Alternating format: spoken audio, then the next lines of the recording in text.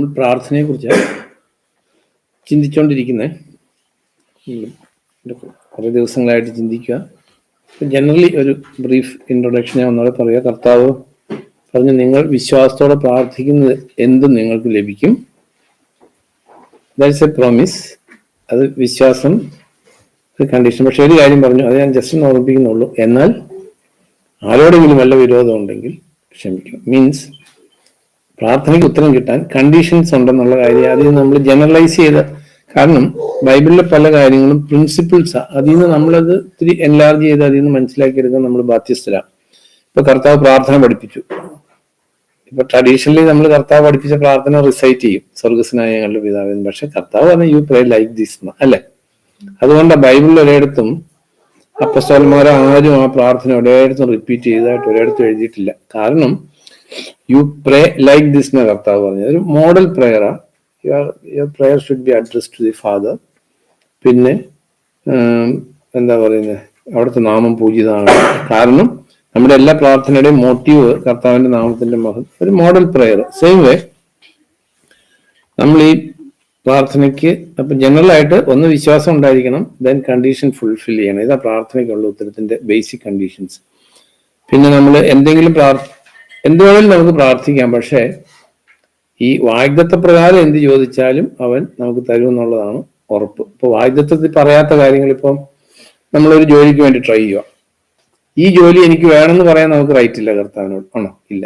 So കർത്താവിന്റെ ഇഷ്ടം നിറവേറ്റണമെന്ന് നമുക്ക് പറയാൻ പറ്റും. At the same time revealed കാര്യങ്ങൾ, ഇപ്പൊ സേ ഫോർ എക്സാമ്പിൾ കർത്താവിന്റെ മരണത്തില് പാപം, ശാപം, രോഗം കർത്താവ് എന്താ പറയുക സബ്സ്റ്റിറ്റ്യൂഷനിലായിട്ടുണ്ട്. അപ്പൊ നമുക്ക് രോഗത്തിന്റെ അവസ്ഥയിലാണെങ്കിൽ കർത്താവ് എനിക്കിത് വേണമെന്ന് ചോദിക്കാനുള്ള റൈറ്റ് ഉണ്ട്. കാരണം വാഗ്ദത്ത പ്രകാരം, അവന്റെ വാഗ്ദത്ത പ്രകാരം എന്താവശ്യപ്പെട്ടാലും അവൻ അത് നിറവേറ്റും എന്നുള്ളതാണ് നമുക്ക് അവനിൽ ഉള്ള ഉറപ്പ്.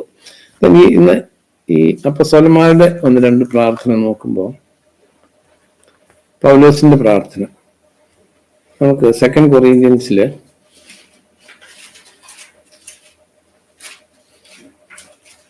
13 എടുക്കുമ്പോൾ, 2 കൊറിന്ത്യൻസ് 13 കാരണം നമ്മുടെ പ്രാർത്ഥന എല്ലാത്തിനും മാതൃക ബൈബിളാണ്.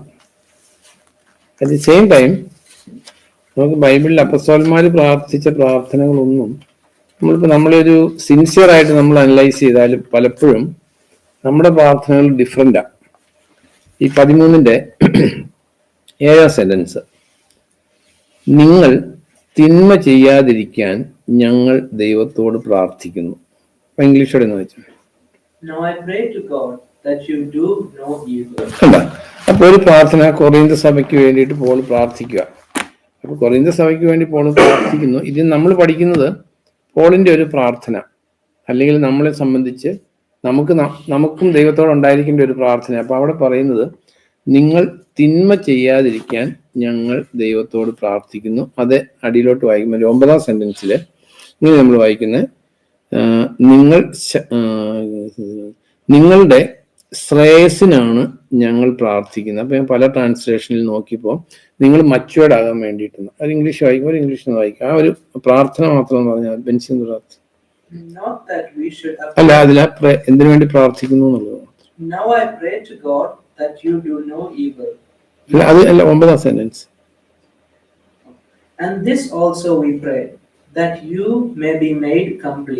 അതെ, വേറെ ഇതിനകത്താണ് മച്ചുവർ അല്ലെങ്കിൽ. അപ്പൊ ഇതിനകത്ത് നോക്കാം, അപ്പസ്തോലന്മാരുടെ പ്രാർത്ഥന എടുത്താല് അതുകൊണ്ട് നമ്മൾ നമ്മുടെ ആവശ്യത്തിന് വേണ്ടി പ്രാർത്ഥിക്കരുതെന്നല്ല. അതിനകത്തൊരു ബേസിക് പ്രിൻസിപ്പിൾ എന്താന്ന് ചോദിച്ചാല്, നമ്മൾ സ്പിരിച്വൽ കാര്യങ്ങൾക്ക് മുൻതൂക്കം കൊടുക്കുമ്പോൾ ഓട്ടോമാറ്റിക്കലി നമ്മുടെ ഫിസിക്കൽ കാര്യങ്ങൾ അത് ലുക്ക്ഡ് ആഫ്റ്റർ ആവും. പക്ഷെ നമ്മൾ പലപ്പോഴും ഈ ഫിസിക്കൽ കാര്യങ്ങൾക്ക് മുൻഗണന കൊടുത്തു കഴിയുമ്പോൾ ദൈവത്തിന്റെ പ്രിൻസിപ്പിൾസ് വയലേറ്റഡ് ആകും. ഇപ്പൊ കർത്താവ് പഠിപ്പിച്ച മോഡൽ പ്രയറിൽ തന്നെ അവിടുത്തെ നാമം പൂജിതമാകണം, അവിടുത്തെ രാജ്യം വരണം, അവിടുത്തെ തിരുമനസ് സ്വർഗത്തിലെ പോലെ ഭൂമിയിലാകണം, എന്നിട്ടാണ് പറയുന്നത് അന്നു വേണ്ട ആഹാരം ഞങ്ങൾക്ക് നൽകണം.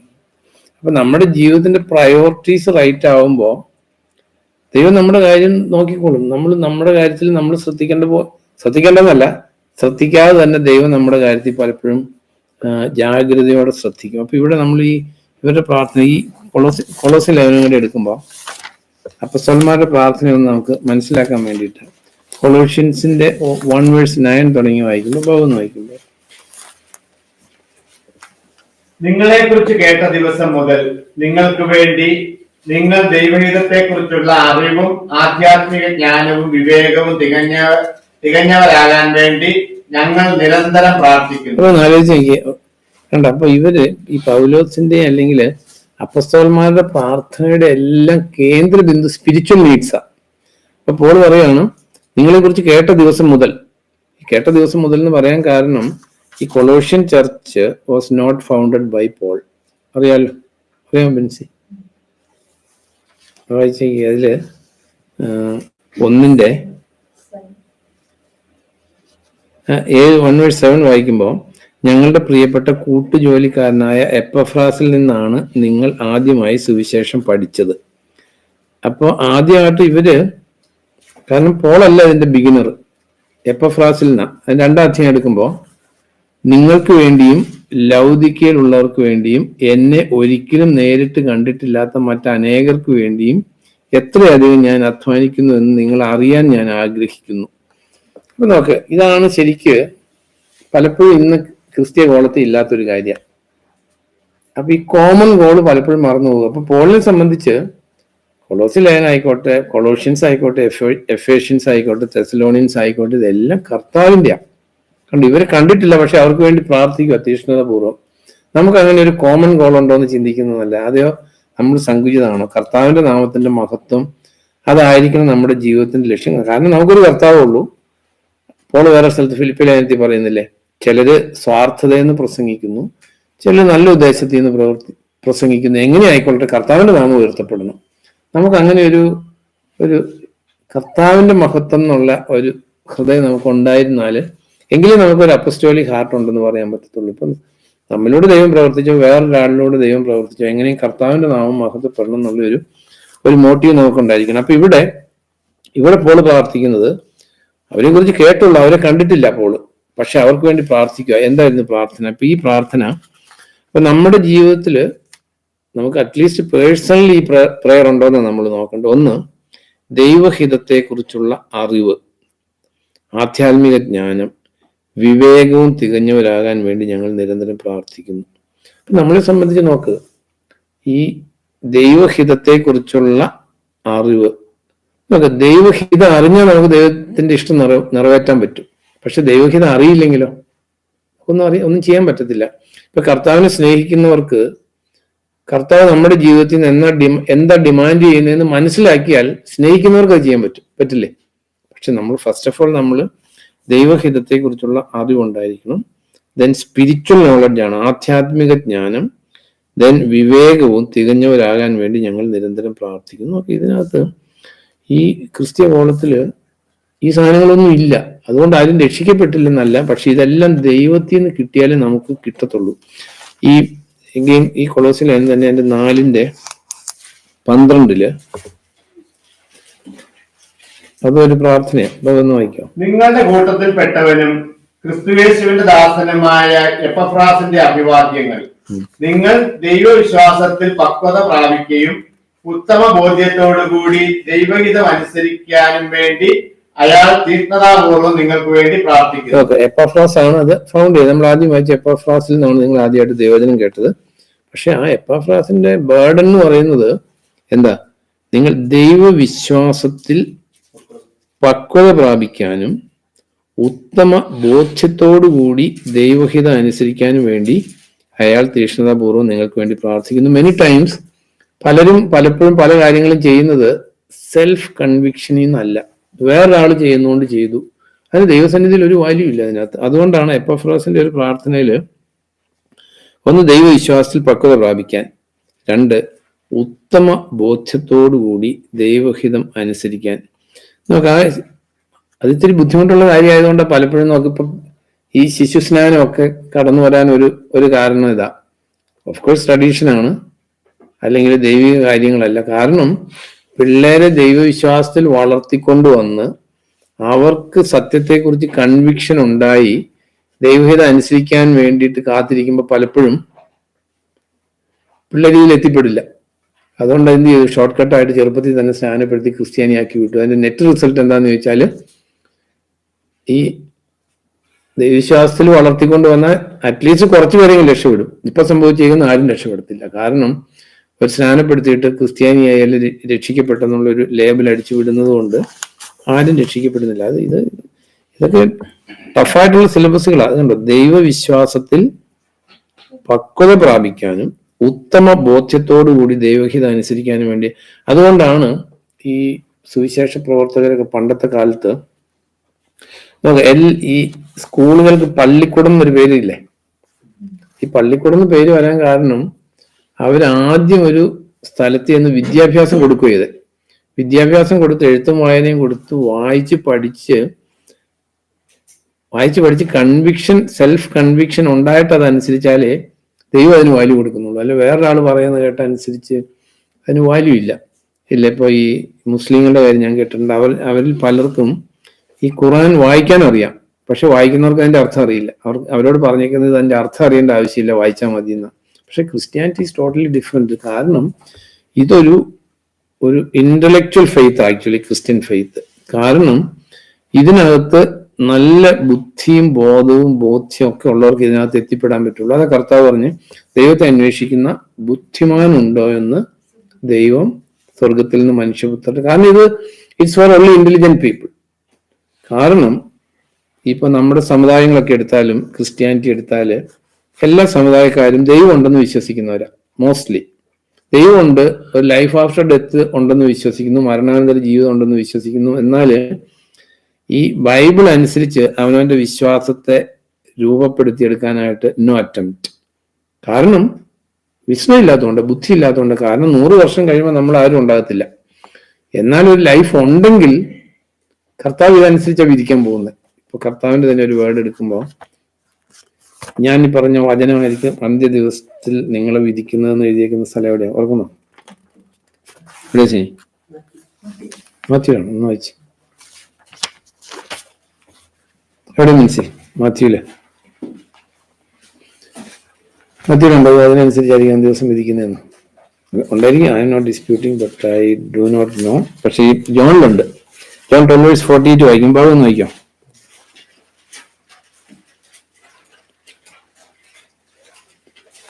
എന്റെ വാക്കുകൾ സ്വീകരിക്കാതെ എന്നെ തള്ളിക്കളയുന്നവന് ഒരു വിധികർത്താവുണ്ട്. അയാൾക്ക് അവസാന ദിവസത്തിലെ വിധികർത്താവ് ഞാൻ പറഞ്ഞ വചനമായിരിക്കും. കർത്താവ് പറഞ്ഞ വാക്കനുസരിച്ച് ദൈവം ലോകത്തെ വിധിക്കുമ്പോ ഇത് നമുക്ക് സിലബസ് വന്നിട്ടുള്ള ഒരു പരീക്ഷ അല്ലേ? സിലബസ് വന്നിട്ടുണ്ട്. എങ്ങനെയായിരിക്കും കർത്താവ് വിധിക്കുന്നതെന്ന് നമുക്കറിയാം. പക്ഷെ നമ്മൾ ഇതിനകത്ത് എഴുതിയേക്കുന്ന കാര്യങ്ങൾ പലപ്പോഴും അറിയില്ല. ഫോർ എക്സാമ്പിൾ ഒരു സിമ്പിൾ ഈ ഉത്തമ ബോധ്യത്തോടുകൂടി ദൈവവചനം അനുസരിക്കേണ്ടതിന്റെ ഇമ്പോർട്ടൻസ് ഞാൻ പറയുന്നത്. ഒരു സിമ്പിൾ കർത്താവിന്റെ ഒരു ടീച്ചിങ് എടുത്താലും മാത്യു 15 എടുക്കുമ്പോൾ, ഇത് നമ്മളെല്ലാവരും സീരിയസ് ആയിട്ട് എടുക്കേണ്ട ഒരു കാര്യം. I will repeat it. അറിയാവുന്ന സ്ഥലം മുഴുവൻ വായിക്കുന്നില്ല. 15:1 വായിക്കും ബാബു. പിന്നീട് ജെറുസലേമിൽ നിന്ന് ഫരിസേയരും വേദജ്ഞരും വന്ന് യേശുവിനോട് ചോദിച്ചു, നിന്റെ ശിഷ്യന്മാർ പൂർവികരുടെ പാരമ്പര്യം ലംഘിക്കുന്നത് എന്തുകൊണ്ട്? അതെ, ചോദ്യം ഇതാണ്. Why your disciples are breaking the traditions of the elders? അപ്പൊ ഇതിന്ന് കുറച്ച് കാര്യങ്ങൾ നമ്മൾ ചിന്തിക്കേണ്ട ആവശ്യമുണ്ട്. കാരണം ഉത്തമ ബോധ്യത്തോടുകൂടി ദൈവവചനം അനുസരിക്കുക എന്ന് പറയുമ്പോൾ, അല്ലെങ്കിൽ നമ്മുടെ വിശ്വാസത്തെ അങ്ങനെ ആക്കുക എന്ന് പറയുമ്പോൾ, ഫസ്റ്റ് ഓഫ് ഓൾ ഈ ഡിവൈൻ പ്രിൻസിപ്പിൾസ് നമ്മൾ അറിഞ്ഞേ പറ്റൂ. അപ്പൊ ഇവിടെ then the scribes and Pharisees were from Jerusalem came to Jesus saying, why do your disciples transgress the traditions of the elders? ഒരു ചോദ്യം. അപ്പൊ കർത്താവിന്റെ ഡിസൈപ്പിൾസ് എങ്ങനെയായിരുന്നു? കർത്താവിന്റെ ശിഷ്യന്മാർ എങ്ങനെയായിരുന്നു? അവര് അല്ല, why your disciples transgress the tradition of the elders? അല്ലെങ്കിൽ ഈ നിങ്ങളുടെ കർത്താവിനോട് ചോദിക്കുക, നിന്റെ ശിഷ്യന്മാരെന്താ ഈ പൂർവികരുടെ പാരമ്പര്യം അനുസരിക്കാത്തത്? അല്ലെ, അതല്ലേ ചോദ്യം. അപ്പൊ അതിന് നമ്മൾ പഠിക്കേണ്ട ഒരു കാര്യം എന്താ? അതായത് കർത്താവിന്റെ ഡിസൈപ്പിൾസ് ദൈവ ട്രഡീഷൻ ബ്രേക്കേഴ്സ് ആയിരുന്നു. അതിൽ ചോദിച്ചു അവരോട്, എന്താ നിന്റെ ഡിസൈപ്പിൾസ് എന്താ ട്രഡീഷൻ ബ്രേക്ക് ചെയ്യുന്നത്? അപ്പൊ കർത്താവ് കുറെ കാര്യങ്ങൾ ചോദിക്കുക. പെട്ടെന്ന് ഞാൻ ജസ്റ്റ് ഒന്ന് വായിച്ചു തരാം, അറിയാവുന്ന സ്ഥലമെങ്കിലും. നോക്ക്, ഇതിനകത്തെല്ലാം നമ്മൾ ജനറലൈസ് ചെയ്യണം. ഒരു എക്സാമ്പിൾ എടുക്കുമ്പോൾ അത് അതിനുവേണ്ടി മാത്രം പറയുന്നതല്ല. Any teaching is applicable there. അപ്പൊ കർത്താവ് ചോദിച്ചു, നിന്റെ ശിഷ്യന്മാർ പൂർവികരുടെ പാരമ്പര്യം ലംഘിക്കുന്നത് എന്തുകൊണ്ട്? ഭക്ഷണം കഴിക്കും മുമ്പ്, ഒരു എക്സാമ്പിൾ അത്, ഭക്ഷണം കഴിക്കും മുമ്പ് അവർ കൈ കഴുകുന്നില്ലല്ലോ. അപ്പൊ ഇതിനകത്ത് അത് നമ്മൾ ശരിക്കും അവരുടെ ജൂയിഷ് ട്രഡീഷൻ എന്ന് പറഞ്ഞാൽ കൈ കഴുകാതെ കഴിക്കുക എന്നുള്ളതല്ല. അവർക്കൊരു ഒരു പാരമ്പര്യമുണ്ട്, ഒരു എന്താ പറയുന്നത്, ഒരു ട്രഡീഷണൽ വേ ഓഫ് ക്ലീൻസിങ് കഴിഞ്ഞിട്ട് അവർ ഭക്ഷണം കഴിക്കുള്ളൂ പുറത്തുനിന്ന് വന്ന്. അല്ല നമ്മൾ ഉദ്ദേശിക്കുന്ന പോലെ ടാപ്പിങ് കൈ കഴുകാതെ കഴിക്കുന്ന കാര്യമല്ല. അവർ അൺഹൈജീനിക് ആയിരുന്നു അല്ല, ഒരു കൈ കഴുകുക എന്നുള്ളതല്ല, ഒരു പ്രൊസീജിയർ കഴിഞ്ഞ് അവർ ഫുഡ് കഴിക്കത്തുള്ളൂ. ഭയങ്കര ഒരു ലോങ് പ്രൊസീജിയറാണ് കൈ കഴുകുക, കാല് കഴിക്കുന്നത്. അപ്പൊ ഭക്ഷണം കഴിക്കും മുമ്പ് അവർ കൈ കഴുകുന്നില്ല. അപ്പൊ നമ്മളിത് വായിക്കുമ്പോൾ തോന്നും കൈ കഴുകാതെ കഴിക്കുന്നോ, അതൊരു ട്രഡീഷണൽ ഒരു പ്രൊസീജിയർ ഉണ്ടായിരുന്നു. അവൻ പറഞ്ഞു, നിങ്ങൾ എന്തുകൊണ്ടാണ്, കർത്താവിന്റെ ചോദ്യങ്ങൾ പറഞ്ഞു, നിങ്ങൾ എന്തുകൊണ്ടാണ് നിങ്ങളുടെ പാരമ്പര്യത്തിന് വേണ്ടി ദൈവകൽപ്പന ലംഘിക്കുന്നത്? കർത്താവ് ചോദിക്കുക. അപ്പൊ അവിടെയും കർത്താവ് ഒരു എക്സാമ്പിൾ പറയും, പിതാവിനെയും മാതാവിനെയും ബഹുമാനിക്കണമെന്നും പിതാവിനെയും മാതാവിനെയും ശപിക്കുന്നവർ തീർച്ചയായും മരണശിക്ഷ അനുഭവിക്കണമെന്നും ദൈവകൽപ്പനയുണ്ടല്ലോ. എന്നാൽ നിങ്ങൾ പറയുന്നു, എന്നിൽ നിന്ന് നിങ്ങൾക്ക് ലഭിക്കേണ്ടത് ഞാൻ ദൈവത്തിന് നൽകി കഴിഞ്ഞു എന്ന് പിതാവിനോടോ മാതാവിനോടോ പറയുന്നവൻ പിന്നീട് മാതാപിതാക്കളോടുള്ള കടമകളിൽ നിന്ന് വിമുക്തനായിരിക്കും. അതായത് ഈ റബ്ബിമാര് പഠിപ്പിച്ച എന്നാന്ന് ചോദിച്ചാല്, ഈ ദൈവവചനത്തില് പേരൻസിനോട് മാതാപിതാക്കളോടുള്ള കർത്തവ്യമുണ്ട്. നമ്മൾ വായിക്കുന്നത് അവര് പഠിപ്പിച്ചു, ആ മാതാപിതാക്കളോടുള്ള കടപ്പാടിന് പകരമായിട്ട് പള്ളിയിലേക്ക് പൈസ കൊടുത്താൽ മതി, പിന്നെ കാരണന്മാരോട് ഒരു ഉത്തരവാദിത്വം ഇല്ല. നമ്മുടെ നാട്ടിലുണ്ടെങ്കിൽ സിമിലർ ആയിട്ടുള്ള ടീച്ചിങ്സ്. ഇപ്പം ഈ പണ്ട് എല്ലാവർക്കും അറിയില്ല, കാത്തലിക് ചർച്ചിലുണ്ടായിരുന്നു പണ്ട് ഊട്ട് കഴിക്കുക എന്ന് പറഞ്ഞൊരു കേട്ടല്ലേ, അപ്പൊ അവനറിയില്ല അല്ലെ, ഊട്ട് കഴിക്കുക എന്ന് പറഞ്ഞൊരു പരിപാടി ഉണ്ടായിരുന്നു.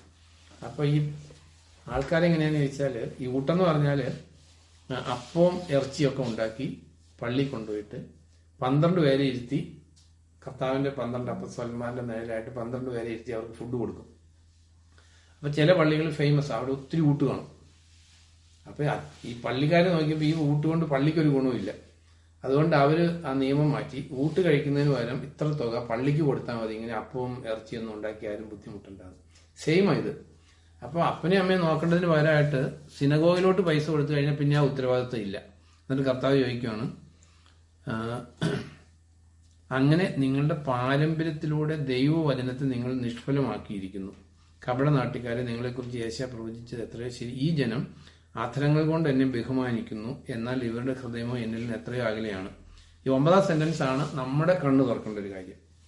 മനുഷ്യരുടെ നിയമങ്ങൾ പ്രമാണങ്ങൾ എന്ന നിലയിൽ ഇവർ പഠിപ്പിക്കുന്നു, അതുകൊണ്ട് ഇവർ എന്നെ ആരാധിക്കുന്നത് നിഷ്ഫലമാണ്. ഇംഗ്ലീഷോടെ എന്ന് വെച്ചാൽ 9ാം സെന്റൻസിൽ and in vain they worship me, teaching as doctrines the commandments of men. അതെ, ഇത് നമ്മളൊന്ന് ആലോചിക്കും. ഇത് നമ്മൾ മോസ്റ്റ്ലി നമ്മളെല്ലാം ട്രഡീഷണൽ ചർച്ചസിൽ നിന്ന് വന്നവരാ അല്ലെ, ട്രഡീഷണൽ ചർച്ചസിൽ നിന്ന് വന്ന. അപ്പൊ ഇവിടെ കർത്താവ് പറയുകയാണ്, മനുഷ്യരുടെ നിയമങ്ങൾ പ്രമാണങ്ങൾ എന്ന നിലയിൽ ഇവർ പഠിപ്പിക്കുന്നു, അതുകൊണ്ട് ഇവർ എന്നെ ആരാധിക്കുന്നത് നിഷ്ഫലമാണ്. You worship me in vain, and in vain they worship me, teaching as doctrines the commandments of men. ഇപ്പൊ നമ്മുടെ ചർച്ചകൾ എടുക്കും. ഇപ്പൊ നമ്മളിപ്പോ കേരളത്തിൽ നിന്നുള്ളവരാ. കേരളത്തിലെ മെയിൻ ലൈൻ ചർച്ചസ് എന്ന് പറയുന്നത് കത്തോലിക്ക, യാക്കോബ, മർത്തോമ, CSI, ബാക്കിയുള്ളത് കൊച്ചു ചർച്ചസ്. ഇത്രയും ചർച്ചകളാണ് ഉള്ള ക്രിസ്ത്യൻ പോപ്പുലേഷന്റെ ഒരു 95% അല്ല, അതിൽ കൂടുതൽ കവർ ചെയ്യും ഇല്ലേ. അപ്പൊ ഇതിനകത്ത് കർത്താവ് പറഞ്ഞ ഈ ഒരു വചനം നമ്മൾ ഓർത്തിരിക്കേണ്ട ഒരു കാര്യം. അതായത് നമ്മൾ ശ്രദ്ധിക്കേണ്ടത്, നമ്മൾ പോകുന്ന ചർച്ചില് അതായത് ദൈവവചനത്തെ നെഗ്ലക്ട് ചെയ്ത് ഒരു ട്രഡീഷനെ ഫോളോ ചെയ്യുന്നുണ്ടെങ്കിൽ, കർത്താവ് പറഞ്ഞേക്കുന്നത് വേറെ ആരും പറഞ്ഞേക്കുന്നതല്ല, you worship me in vain. അതായത് ഇപ്പൊ നമ്മളൊന്നും അറിയില്ല, നമുക്ക് ഒത്തിരി ആൾക്കാര് ഈ കർത്താവിന്റെ ഗിരിപ്രഭാഷണത്തിൽ കർത്താവ് പറയുന്നുണ്ട്, on that day many will come. അതിന്റെ 7:21 വായിക്കുമ്പോൾ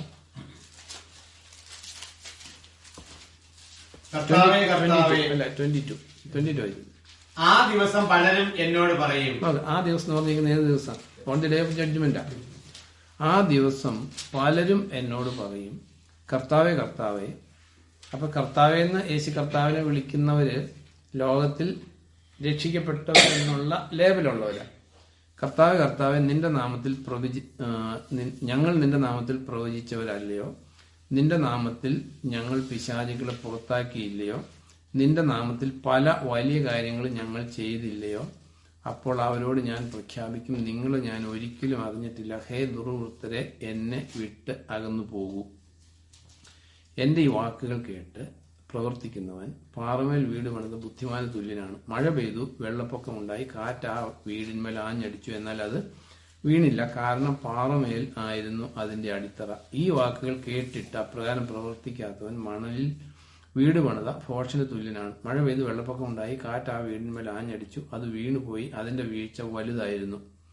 യേശു ഈ വചനങ്ങൾ പറഞ്ഞ് അവസാനിപ്പിച്ചപ്പോൾ അവന്റെ പ്രബോധനത്തിൽ ജനക്കൂട്ടം വിസ്മയിച്ചു. കാരണം അവരുടെ വേദജ്ഞരെ പോലെയല്ല, അധികാരമുള്ളവനായിട്ടത്രേ അവൻ പഠിപ്പിച്ചത്. അപ്പൊ നമ്മുടെ ജീവിതത്തിൽ ഒന്ന് ആലോചിച്ച് നോക്കുക. ഈ ആൾക്കാര് 7:22 ആൾക്കാര് അവർ സ്വർഗത്തിൽ പോകും എന്ന് വിചാരിച്ച് ജീവിച്ചവരാണോ, നരകത്തിൽ പോകുമെന്ന് വിചാരിച്ച് ജീവിച്ചവരാണോ? 100% സ്വർഗത്തിൽ പോകുമെന്ന് വിചാരിച്ചവരാണ്.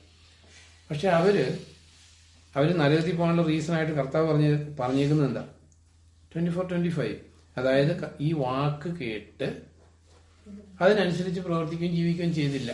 മീൻസ് നമ്മൾ അവിടെ കണ്ടു, മാത്യു 15 കണ്ടു, അവര് ദൈവവചനത്തെ നെഗ്ലക്ട് ചെയ്തു ട്രഡീഷന്റെ പേരിൽ. ഇതെല്ലാം കർത്താവ് ഇത്രയും പഠിപ്പിച്ചിട്ടുണ്ട്. Same thing is going on. ഇപ്പൊ സേ ഫോർ എക്സാമ്പിൾ, ക്രിസ്ത്യാനിറ്റിയുടെ ബിഗിനിങ് എന്ന് പറയുന്നത് you are to born again, അല്ലേ? വീണ്ടും ജനിക്കുന്നില്ല എങ്കിൽ ഒരുവൻ സ്വർഗരാജ്യത്തിൽ പ്രവേശിക്കില്ല. അപ്പൊ ഇതില് ഈ ഒട്ടുമിക്ക സഭകളും 7 സാക്രമെന്റ്സ്, 7 കൂദാശകളിൽ അധിഷ്ഠിത. ഒന്നാമത്തെ കൂദാശ മാമോദിസ അല്ലെങ്കിൽ ബാപ്റ്റിസം. ഇപ്പൊ ബാപ്റ്റിസം എടുക്കാൻ ചിലർ പറയും മുതിർന്ന സ്നാനം ബൈബിൾ പഠിപ്പിക്കുന്നത്, അല്ലെ കുഞ്ഞുങ്ങളുടെ സ്നാനം പഠിപ്പിക്കുന്നില്ല. ഇതൊന്നുമല്ല, മുതിർന്ന സ്നാനമല്ല, കുഞ്ഞുങ്ങളുടെ സ്നാനമല്ല. ബൈബിൾ പഠിപ്പിക്കുന്നത് condition to take baptism. Am I correct? Repent, believe and be baptised. അത് 40 വയസ്സായിട്ട് എടുത്താലും 8 ദിവസമായിട്ട് എടുത്താലും ഈ കണ്ടീഷൻ ഫുൾഫിൽ ചെയ്യുന്നില്ലെങ്കിൽ അതിന് ബിബ്ലിക്കൽ അല്ലാത്ത. അപ്പൊ നോക്ക്, ഈ ചർച്ചസിൽ എല്ലാം ട്രഡീഷൻ കീഴടക്കിയേക്കുമല്ലേ. പക്ഷെ ഇതെല്ലാവരും ട്രഡീഷൻ ഫോളോ ചെയ്യുന്നതുകൊണ്ട് ഇപ്പൊ ഒരു പൊതുവെ ഉള്ളൊരു കൺസെപ്റ്റ് എന്ന് പറയുന്നത് ദൈവം ഇതൊക്കെ നെഗ്ലക്ട് ചെയ്തിട്ടുണ്ടാവുന്ന. കുഴപ്പമില്ല, ശിശു സ്നാനമാണെങ്കിലും കുഴപ്പമില്ല, മുതിർന്ന സ്നാനമാണെങ്കിലും കുഴപ്പമില്ല. ദെൻ നോക്ക്, അതിനേക്കാൾ ഒക്കെ വലിയ എററല്ലേ കുർബാന എന്ന് പറയുന്നത്. നോക്ക്, കർത്താവ് മരിച്ചപ്പോ ബലികളെല്ലാം അവസാനിച്ചു. ഈവൻ യഹൂദർക്ക് പോലും ബലിയില്ല. അപ്പൊ ഉണ്ടോ? അവരുടെ ബലിയൊക്കെ നിന്നുപോയി. പക്ഷെ ക്രിസ്ത്യ സഭകളിൽ ബലിയുണ്ട്, കുർബാനയുണ്ട്, പൗരോഹിത്യമുണ്ട്. ടോട്ടലി ഈ ബിബ്ലിക്കൽ ക്രിസ്ത്യാനിറ്റി 100% മാറിപ്പോയി. ദെൻ എന്നാലും എല്ലാവരും വിചാരിക്കുന്നത് മരിച്ചു കഴിഞ്ഞ് സ്വർഗത്തിൽ പോകുന്ന. ഇല്ല, നമ്മൾ പറയാറില്ലേ, ഇപ്പം അന്ത്യകൂദാശകളെല്ലാം സുബോധത്തോടെ സ്വീകരിച്ച് കർത്താവിൽ ഭാഗ്യമരണം പ്രാപിച്ചു. ബൈബിള് സത്യമാണെങ്കിൽ, നമ്മൾ ബൈബിൾ സത്യമാണെന്ന് വിശ്വസിക്കുന്നവരാ, ഈ ട്രഡീഷൻ അല്ലെങ്കിൽ ദൈവവചനത്തെ നെഗ്ലക്ട് ചെയ്ത് അല്ലെങ്കിൽ മനുഷ്യരുടെ പാരമ്പര്യം പിൻപറ്റുന്നവരുടെ എല്ലാ വർഷിപ്പും അല്ലെ ദൈവാരാധനയും ശൂന്യമാണ്, വ്യർത്ഥമാണെന്ന് കർത്താവ് പറഞ്ഞിട്ട് ഇതിന് വിരുദ്ധമായിട്ട് കർത്താവ് ചെയ്യുമോ? എന്നാല് എന്തെങ്കിലും ബുദ്ധിമുട്ടുള്ള കാര്യമാണ്. ഈ പാരമ്പര്യം ഫിൽട്ടർ ഔട്ട് ചെയ്ത് കളയാൻ ഒരു ബുദ്ധിമുട്ടുമില്ല. ഉണ്ടോ? We are not following any tradition. ഓരോ ട്രഡീഷനും ബൈബിളിന് വിരുദ്ധമായിട്ട് ഒരു ട്രഡീഷനും ഫോളോ ചെയ്യുന്നില്ല. ബട്ട് ഈ ട്രഡീഷൻ മാറ്റിക്കളഞ്ഞാല് ഈ പാരമ്പര്യ സഭകളൊക്കെ നോൺ എക്സിസ്റ്റന്റ് ആവും. അതിന് നിലനിൽക്കാൻ പറ്റത്തില്ല. ഇല്ലേ, നോക്കിപ്പോ പൗരോഹിത്യം മാറ്റിക്കളഞ്ഞാല് ഈ പുരോഹിതന്മാരുടെ എല്ലാം ജോലി പോകും, ബിഷപ്പുമാർക്ക് ജോലി ഇല്ലാതാവും. പിന്നെ ഒരു സഭയും അതിന്റെ ഒരു ഇൻസ്റ്റിറ്റ്യൂഷനും, ഇതിൽ പലർക്കും റിട്ടയർ ആയി കഴിഞ്ഞാൽ പെൻഷനുണ്ട്. ഇതൊക്കെ ഇവരുടെ ഒരു ജീവിത മുഖാന്തരമായിട്ട് ഇതിനെ അധപ്പതിപ്പിച്ച് കളഞ്ഞേക്കുക. ഇതിനകത്ത് നഷ്ടം സംഭവിക്കുന്നത് സാധാരണക്കാർക്കാണ്. കാരണം ഇതിനകത്തുള്ള ഈ ഭരണവർഗത്തിന് അറ്റ്ലീസ്റ്റ് അവർക്ക് ഈ ലോകത്തിന്റെ കുറെ ബെനിഫിറ്റുകളുണ്ട്. മരിച്ചു കഴിഞ്ഞുള്ള ജീവിതം പോട്ടെ, പക്ഷെ ഇത് കണ്ട് പുറകെ നടക്കുന്നവർക്ക് അതുമില്ല ഇതുമില്ല. അതുകൊണ്ട് ദൈവത്തിന്റെ വചനത്തിൽ പ്രത്യേകം പറയുന്നു, ഉത്തമ ബോധ്യത്തോടുകൂടി ദൈവവചനം അനുസരിക്കാൻ വേണ്ടിയിട്ട് പ്രാർത്ഥിക്കുന്നു. ഇപ്പൊ ഈ ദൈവവചനം അനുസരിച്ച് മൈ ലൈഫ് എക്സ്പീരിയൻസ് ചെയ്യാൻ പറയുന്നത് എന്താണെന്ന് ചോദിച്ചാൽ, ഇപ്പൊ ആൾക്കാര് പൊതുവെ എല്ലാവർക്കും അറിയാം, ഇപ്പൊ ബാബുവിനും അറിയാം, സിനിയും നേരത്തെ വന്നവർക്കെല്ലാം അറിയാം, എല്ലാവരും അവനോ നിൽക്കുന്നതിന് ജസ്റ്റിഫൈ ചെയ്യാൻ വേണ്ടി എന്തെങ്കിലും പറയും, ഇല്ലേ? ബൈബിളിൽ എന്തെഴുതിയാലും ഒരു പ്രോബ്ലം ഇല്ല. കാരണം nobody is willing to change. കാരണം ചേഞ്ച് ചെയ്യാൻ വില്ലിംഗ് അല്ലാത്തതിന്റെ റീസൺ എന്താന്ന് ചോദിച്ചാല്, ഈ പോകുന്ന പാറ്റേണിൽ നിന്ന് ചേഞ്ച് ചെയ്യണമെങ്കിൽ അതിനകത്തൊരു ബുദ്ധിമുട്ടുണ്ട്. ഒന്നുപോലെ നിൽക്കുന്ന സൊസൈറ്റിയിൽ നിന്ന് പ്രോബ്ലം ഉണ്ടാവും, അല്ലെങ്കിൽ ബന്ധക്കാരിൽ നിന്ന് പ്രോബ്ലം ഉണ്ടാവും, സ്വന്തക്കാരിൽ നിന്ന് പ്രോബ്ലം ഉണ്ടാവും. അതുകൊണ്ടാണ് ദൈവത്തിന്റെ വചനത്തില് ഇപ്പൊ ദാവീദ് പറഞ്ഞു, 2 സാമുവേൽ 24 വായിക്കുമ്പോൾ,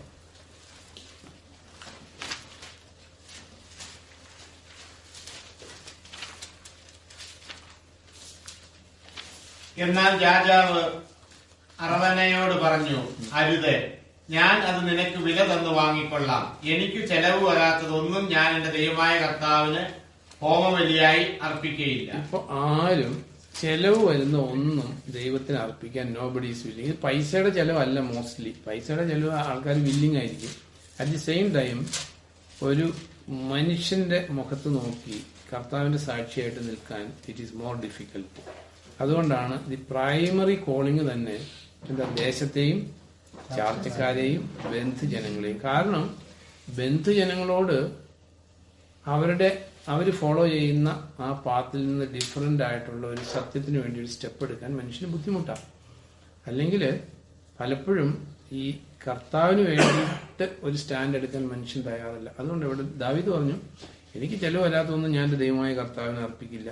അപ്പൊ ഈ ചെലവ് വരുത്തി ദൈവത്തെ സേവിക്കുമ്പോഴാണ് ഈ പാരമ്പര്യത്തിന്റെ പ്രശ്നം വരുന്നത്. കാരണം ഈ പാരമ്പര്യത്തെ ബ്രേക്ക് ചെയ്യണമെങ്കിൽ വലിയ വില കൊടുത്തേ പറ്റും. ആൾക്കാർ പറയും പാരമ്പര്യം ഒന്നും എനിക്കൊരു പ്രശ്നമല്ല എന്ന്. പക്ഷേ പാരമ്പര്യത്തെ ബ്രേക്ക് ചെയ്യാൻ തുടങ്ങുമ്പോൾ മാത്രമേ പാരമ്പര്യത്തിന്റെ ശക്തി അറിയുള്ളൂ. അമ്മ കറക്റ്റ്.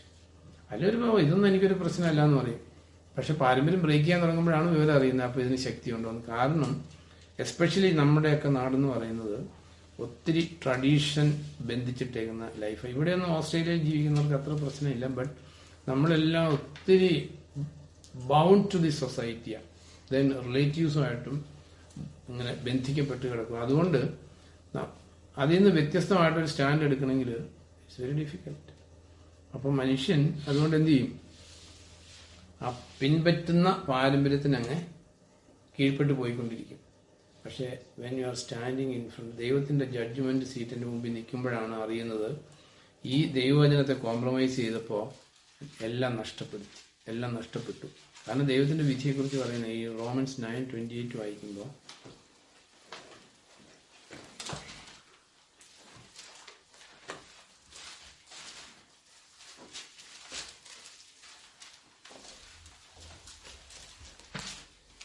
കാരണം കർത്താവ് തന്റെ ന്യായവിധി കർക്കശമായി ഭൂമിയിൽ ക്ഷണത്തിൽ നടപ്പിലാക്കും. അതെ, കർത്താവിന്റെ ന്യായവിധി എങ്ങനെയായിരിക്കും? കർക്കശമായിരിക്കും. കാരണം ദൈവത്തിന്റെ ക്യാരക്ടർ മാറ്റാൻ പറ്റത്തില്ല. കാര്യം ഞാൻ അങ്ങനെയൊക്കെ പറഞ്ഞു, ഇപ്പൊ ഇങ്ങനെയാന്ന് പറഞ്ഞ് മാറ്റാൻ പറ്റുമോ? Judgement will be very strict. കാരണം ഇപ്പൊ നമുക്ക് ഗ്രേസ് പീരീഡ് ആണ്, ദൈവം ക്ഷമിക്കും, കരുണ കാണിക്കും, എല്ലാം ശരിയാണ്. പക്ഷെ വിധി വരുമ്പോൾ കർത്താവിന്റെ വിധി ഭയങ്കര സ്ട്രിക്റ്റ് ആയിരിക്കും. ആ സ്ട്രിക്റ്റ് ആയിട്ടുള്ള വിധിയെ ഫേസ് ചെയ്യാൻ നമുക്ക് സിലബസ് തന്നിട്ടുണ്ട്. കർത്താവ് പറഞ്ഞിട്ട് പാരമ്പര്യം അനുസരിച്ച് ദൈവവചനത്തെ നെഗ്ലക്ട് ചെയ്താൽ you are going to lose, നീ നിത്യതയിൽ എത്തിപ്പെടില്ല. എന്നാലും രക്ഷിക്കപ്പെട്ട ആൾക്കാരെ കുറിച്ച് ഞാൻ പറഞ്ഞു. രക്ഷിക്കപ്പെടാത്ത കാര്യം വിട്, കത്തോലിക്ക യാക്കോബ മർത്തോമയൊക്കെ പോട്ടെ, അവരുടെ കാര്യങ്ങളൊക്കെ വിട്. ഈ രക്ഷിക്കപ്പെട്ട ആൾക്കാർ പോലും മോസ്റ്റ്ലി ആ പാരമ്പര്യം പിൻപറ്റുന്നവരാ. അല്ല, എടുത്ത് നോക്കിയോ, യു ടേക്ക് എനി കേസ്. അപ്പൊ അതിന്റെ ഒരു സൊല്യൂഷൻ എന്താണെന്ന് ചോദിച്ചാല്, ഫോർ എക്സാമ്പിൾ, ഈ ലോർഡ് സപ്പർ എന്നാണ് കർത്തൃമേശയ്ക്ക് ബൈബിളിലുള്ള വേർഡ്. ഈ പാരമ്പര്യ സഭകളിൽ മോസ്റ്റ്ലി എല്ലായിടത്തും കുർബാന എന്നാ, അല്ലേ? കുർബാന എന്നാ പറയുന്നത്. അപ്പൊ അതിന് ഈ എക്സോഡസ് 32 എടുക്കുമ്പോൾ നമുക്കൊരു കാര്യം കാണാൻ പറ്റും. അപ്പൊ ഈ കുർബാന എന്ന് പറയുന്നവരോ അവർ പറയും, ഈ കുർബാന തന്നെയാണ് ലോർഡ് സപ്പറിന് കുർബാന എന്ന് വിളിക്കുന്നുള്ളൂ, it's one and the same എന്ന് പറയും. അപ്പൊ ഇതില് ഇവർ ഈ കാളക്കുട്ടി ഉണ്ടാക്കിയ സ്ഥലം ഒന്ന് വായിക്കുമ്പോൾ, മുഴുവൻ വായിക്കേണ്ട നമുക്കറിയാവുന്ന സ്ഥലം, അതിന്റെ 2 തുടങ്ങി വായിക്കുമ്പോൾ, അപ്പോൾ അഹ്റോൻ അവരോട് പറഞ്ഞു, നിങ്ങളുടെ ഭാര്യമാരുടെയും പുത്രന്മാരുടെയും പുത്രിമാരുടെയും കാതിലെ സ്വർണ്ണ വളയങ്ങൾ എടുത്ത് എന്റെ അടുത്ത് കൊണ്ടുവരൂ. അതനുസരിച്ച് എല്ലാവരും തങ്ങളുടെ കാതുകളിൽ ഉണ്ടായിരുന്ന സ്വർണ്ണ വളയങ്ങൾ എടുത്ത് അഹ്റോന്റെ പക്കൽ കൊണ്ടുവന്നു. അയാൾ അവ വാങ്ങി ഒരു കൊത്തുളി കൊണ്ട് രൂപം നൽകി ഒരു കാളക്കുട്ടിയെ വാർത്തുണ്ടാക്കി. അവർ പറഞ്ഞു, ഇസ്രായേലെ, ഇതാ നിന്നെ ഈജിപ്തിൽ നിന്ന് കൊണ്ടുവന്ന നിന്റെ ദേവന്മാർ. ഇത് കണ്ടപ്പോൾ അഹ്റോൻ കാളക്കുട്ടിയുടെ മുമ്പിൽ ഒരു ബലിപീഠം ഉണ്ടാക്കി അയാൾ പ്രഖ്യാപിച്ചു, നാളെ കർത്താവിന് ഒരു ഉത്സവമായിരിക്കും. അപ്പൊ ഇവര് ഈ കാളക്കുട്ടി കിട്ടുന്ന പേരെന്താ? ഇംഗ്ലാനും സത്യവദോസം വായിച്ച് യഹോവ അല്ലേന്ന് വായിച്ചു. 5ാം സെന്റൻസ് 32:5 മലയാളം വായിച്ചു. അഹരോൻ അത് കണ്ടാലേ അതിന് മുൻപാകെ ഒരു യാഗം വായിച്ചു. അഹരോൻ അത് കണ്ടാലേ അതിന് മുൻപാകെ ഒരു യാഗമെടുപ്പെട്ടു. നാളെ യഹോവയ്ക്ക് ഒരു ഉത്സവം. അല്ല, നാളെ യഹോവയ്ക്ക് ഒരു ഉത്സവം. ഇപ്പൊ ഇതാണ് ഇപ്പൊ ക്രിസ്ത്യൻഡത്തി ഓടിക്കൊണ്ടിരിക്കുന്നത്. കാരണം ഈ ദൈവവചന വിരുദ്ധമായിട്ടുള്ളതിനെ ദൈവവചനം അങ്ങനെ പഠിപ്പിക്കുന്നതെന്ന് പറയും. ഇതിപ്പോ കാളക്കുട്ടി ഉണ്ടാക്കിയിരിക്കുന്നത് സ്വർണം കൊണ്ടുള്ള കാളക്കുട്ടി ഉണ്ടാക്കി പേരിട്ടേക്കുന്നത് യഹോവ എന്നാ. സെയിം വേ ഇപ്പൊ നമ്മളെടുത്താല് ഓരോന്നിനും ഇപ്പൊ കുർബാനയ്ക്ക് ലോർഡ് സപ്പർ തന്നെ കുർബാന എന്ന് വിളിക്കുന്നേ ഉള്ളൂ.